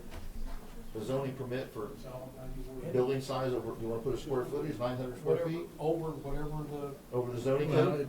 that's, over the code. no, I R1. think what Don stated is probably the cleanest way to do Oh, it. just state it that way? Yeah. Well, that, for any non-agricultural building. For a building not incident to an agricultural use, you must get the appropriate permit as required by the Beavercreek Township zoning resolution. Okay, Okay. that's a good one. That's a Do you want somebody to try to repeat that? If we could, I apologize, I was having some trouble hearing from the conversation happening. Crowd. Okay. Go ahead. So I think what they want is a condition that if there is a building that is not incident to an agricultural use, that the property owner be required to obtain all the Appropriate permits. For such type of building. for construction. Next. May I? it's Yeah, up to this is you. discussion on the motion, okay? I don't see how that condition differentiates this parcel from any other legally conforming parcel. I believe that condition already exists for all parcels. Because you specified the non-agricultural, you specified the agricultural use is exempt, but all other buildings must be permitted as required within the township. I don't see how. Well, you stated earlier that it's based upon use, and that if somebody would come to you, you would consider this residential neighborhood. She just stated because of the revised code, you know, we have to exclude agricultural buildings. Right. So if you wanted to enforce it as an R1A, that's your call, that's your decision. I would have to, I could not apply the R1AA zoning regulations to a parcel zoned A1. I don't believe I could do that. It must be, enforced as if it were zoned A1 if it remains zoned A1. What do you do in an A1 district for a non-farm related building? Like if they were building a house?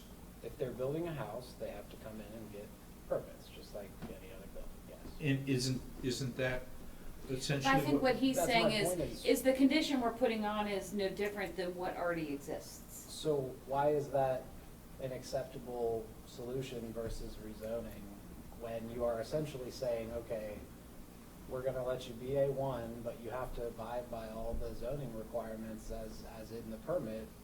I don't see how that differentiates this in any substantial way from a parcel that was zoned R1AA, for instance, that had the same condition on it, which is inherent in the code. Isn't that what Mr. Pete's been saying all along, that it really makes no difference? I don't think so. I think, and I could be wrong, I don't want to speak for Mr. Pete, but the difference is that he would not have to apply for permits for an agricultural building. Well, I think we've stated before that you actually do have to come for a zoning permit. Yeah.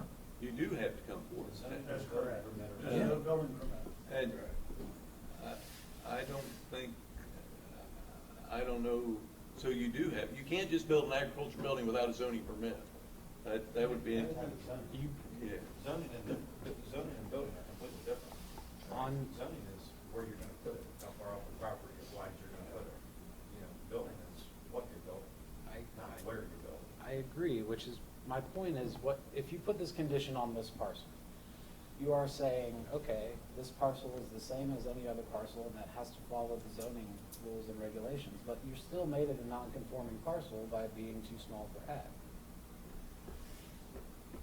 The only functional difference between the solution that is currently being presented and the solution that staff has presented in terms of rezoning it is that one will result in legally conforming parcels and one will result in legally non-conforming parcels. The other differences, there are no other differences, essentially, is what we're saying with this condition. Yeah. So the value of being legally conforming is the only thing in question here, I guess. You don't need the building size condition on there. That's what that says. Understand?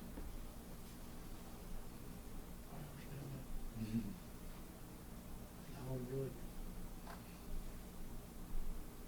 In the township R1AA, can you have animals? It doesn't control, so the township can't prohibit that use. They can't prohibit the agricultural use. It's not the zoning district, it's the use. So in R1AA, if there's sufficient room and sufficient, you can have that because it's an agricultural use. And the statute says you cannot regulate an agricultural use. I understand that, but, so it's left up to somebody's interpretation? What, as to what's an agricultural use? Yeah. I would agree that that is problematic, and that's the problem that lawyers are dealing with the legislature a lot right now because of agritourism, because agricultural use is not defined. I mean, I think I'm zoned R1A, R1AA, we can't have animals and Yeah, we horses. can. We can have horses? Yeah. Yes. Really? Oh, Yeah. Now, there may be covenants and Yeah, big restrictions in your HOA that prohibit it, but that's not what I'm just saying, We don't have that nightmare. well, there you go.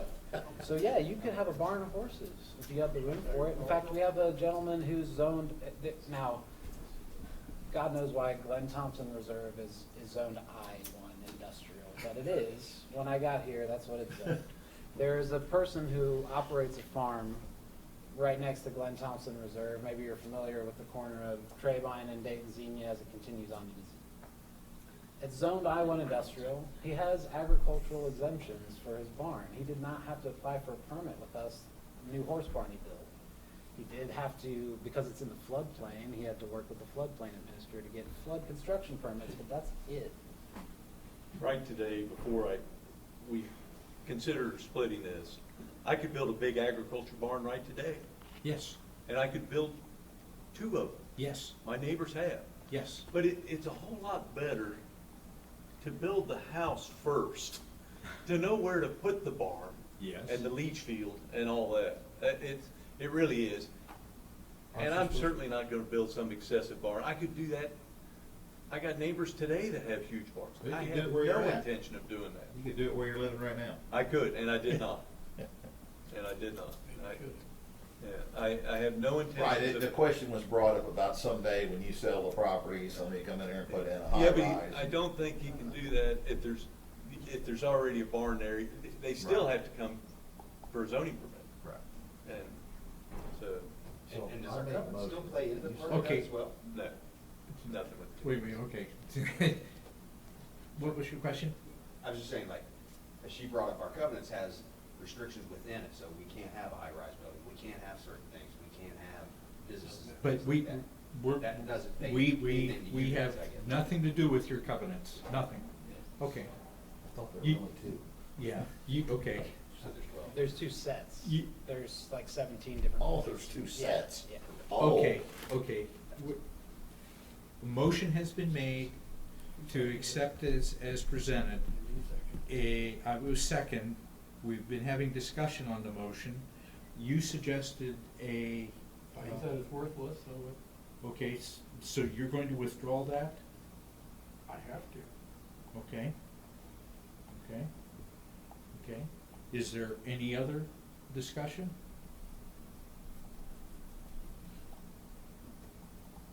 No, I agree with a lot of what you said earlier. Okay. So, Hearing no more discussion, let's call for a vote. All right, Mr. Hemrich, yes. Mr. Huntsman, Yes? Mr. Martinsek. I'll go yes on this one. I feel for you, Max. I'm sorry? I feel for you. It's not about me, truly. I promise you, there won't be any issues with us with the zoning. That will not, I don't think it'll ever be a problem with that. Understood. So, the next thing we'll need to do is just draw up these typical resolution approval forms. As you know, you'll get a copy for your records. We'll retain a copy. We'll go ahead and have the resolution made up and signed by the chair, probably by the end of the week. We'll get a copy of Okay. that to you. Okay.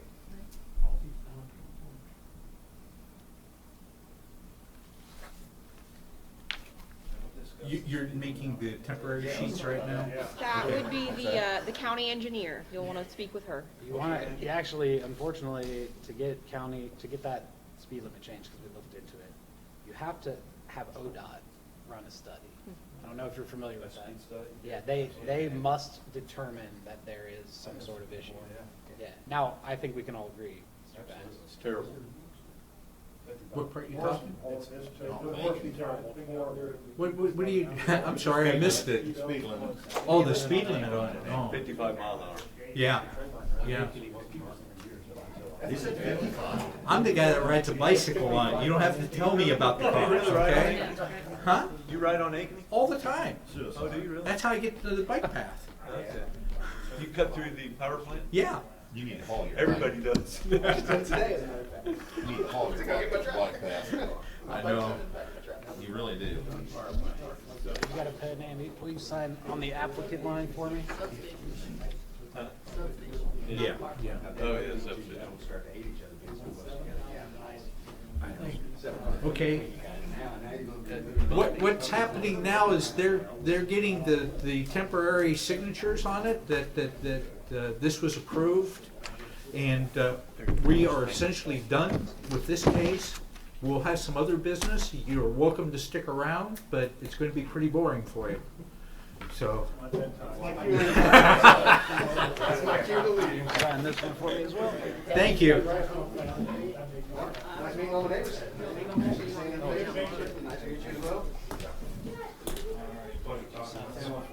Thank you. Have the other one here for you.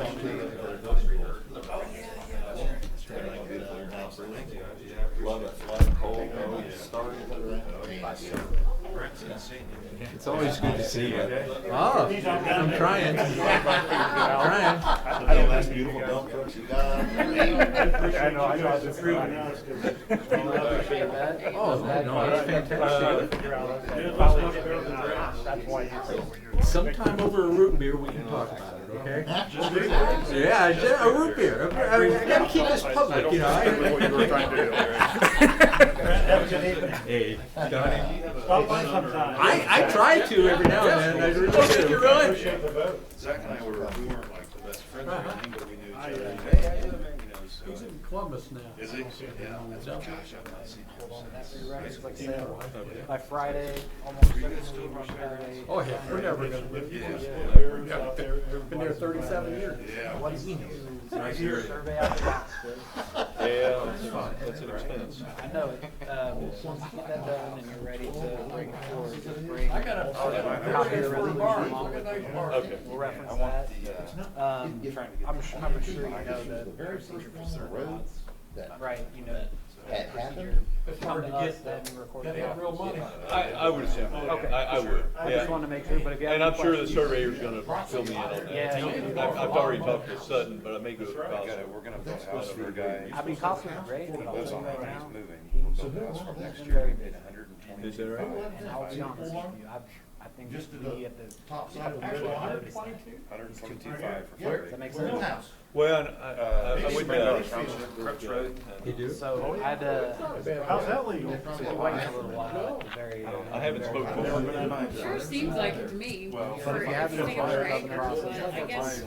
Oh, yeah, but I mean, if you This is want just how, what I got. We wanted to keep it that way. I want That's to be. probably because it's Spring Valley. We're working on building a house out on Church Road. We're talking about next year. party bar. I'm so sorry, we are about double. Like 24.5 an acre. Yeah, He's got so much stuff. He's gonna, But if you go there with a rock- no, he's gonna build it for a customer. Long time customer. Yeah, And here's the other thing. a little farther out, it Yeah, varies. so we'll get up Beaver Creek, it's To just live in like, that wall house.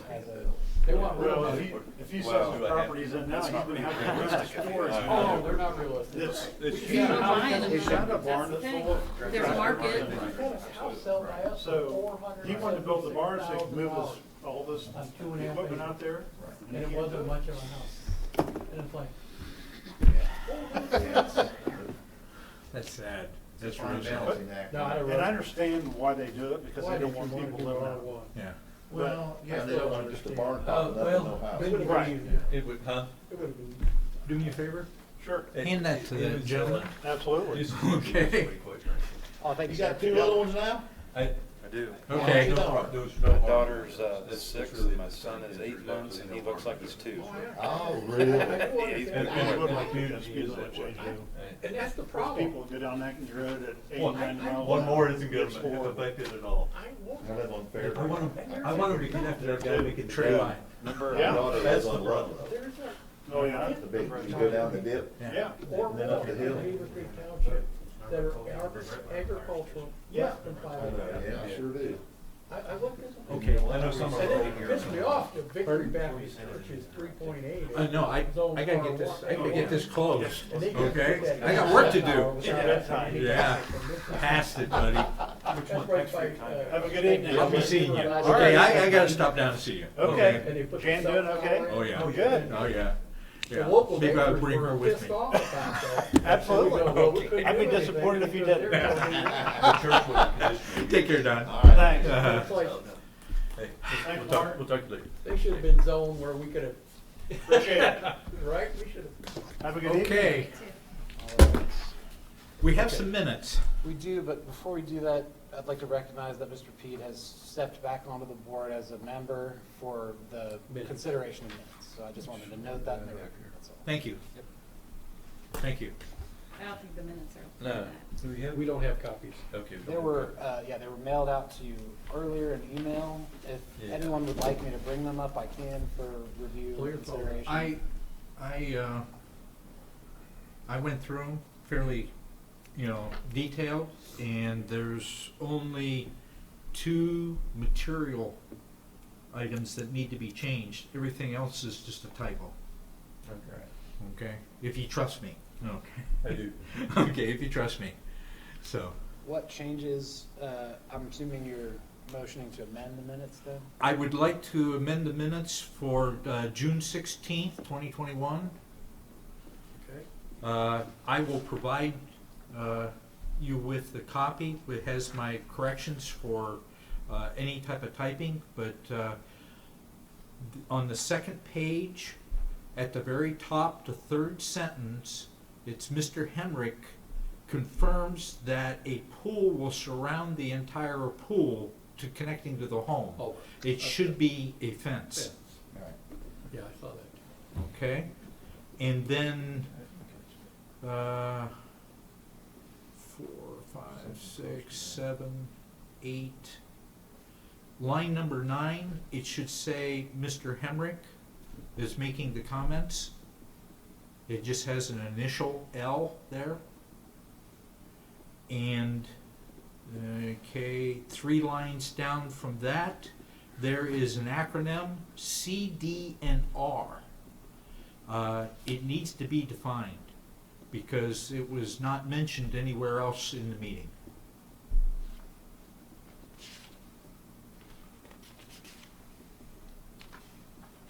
All right. We appreciate those corrections. I would suggest a correction on the minutes of July 21st, 2021, second page, 9 lines down. Should insert after Mr. Keaton says that zoning resolution section number 18-06.3. The words zoning resolution section should be inserted because the reference is taken totally out of context there.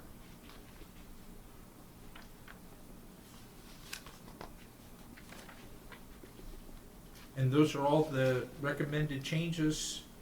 Oh, no, I take it back. On BZA Case 852, 4th line down, the sentence, the words should be board members ask. It was stated as it is asked, which gives no reference to who is doing it. Okay, that's it. Thank you very much.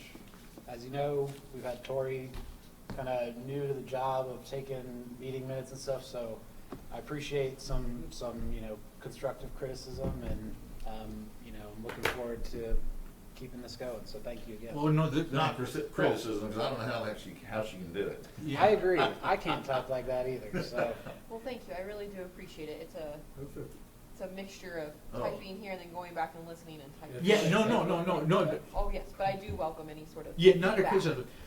The only thing that I was concerned with is that when somebody picks this up 2 years from now or Right. 3 years from now, that Oh, yeah. the intent is really understood. That's all. Right. I agree. Right. Do you use an app, a voicemail app or something that, you know how we transcribe, you get your voicemail? Oh no. Do you use that to She- start you off? She types. You actually listen to it and? Yeah, so what I do is I type during this, and then I'll go back and re-listen to it off Okay. of YouTube, what's available to the public, and fill in. This whole thing. And that's not shorthand there? Sorry. This whole meeting's Some of it YouTube is, video? which Yeah, hence we the, record it, put it out. I should have washed my hair. I must have erased, because usually what I'll do is your abbreviations right now, and then I'll go back in and fill them in. Okay. So apparently Oh, I see. Very good. Okay. left L. It's very good. That's Sorry, a no lot of problem. work. That's a lot of work. Oh, I know, there's a lot of talk. Okay. And Oh, wait, let's finish up. okay. Okay, sorry. Minutes have been, do I hear a motion for accepting the minutes as amended? I move that we accept the minutes as amended. I will second.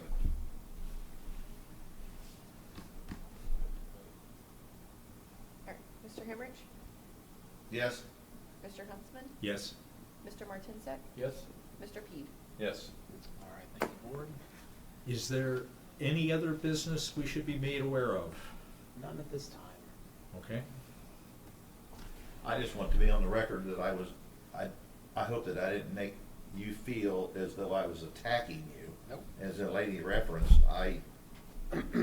that is not, nor would I ever do such a thing. I don't believe that. I will say this, I believe that we had a vigorous debate in here, and it wasn't about two people or their feelings against or for one another. It was about the administration of township code and, philosophy on zoning. And, so I don't feel attacked. I have taken this position. Right. It's not me that's Well, it's not being the first time attacked. either. The position Yeah. is being critiqued, and that's okay. I hope you guys don't feel that my zealous defense of my position is anything other than that, just zealous work. That's what I try to do. So as long as we have that understanding, then I don't mind a little bit of, hey. But don't call him Sam. I don't know where the hell that came from, to tell you the truth. I've always referred to you as Max. I did, on my last notes, I did start a sand tally. How many times? 3 or 4? Last time it was only 2. I move that we. What do you mean last time? Okay, Yes. motion has been made for adjournment. I second. Any in favor? Aye. Any opposed? All right, great. Meeting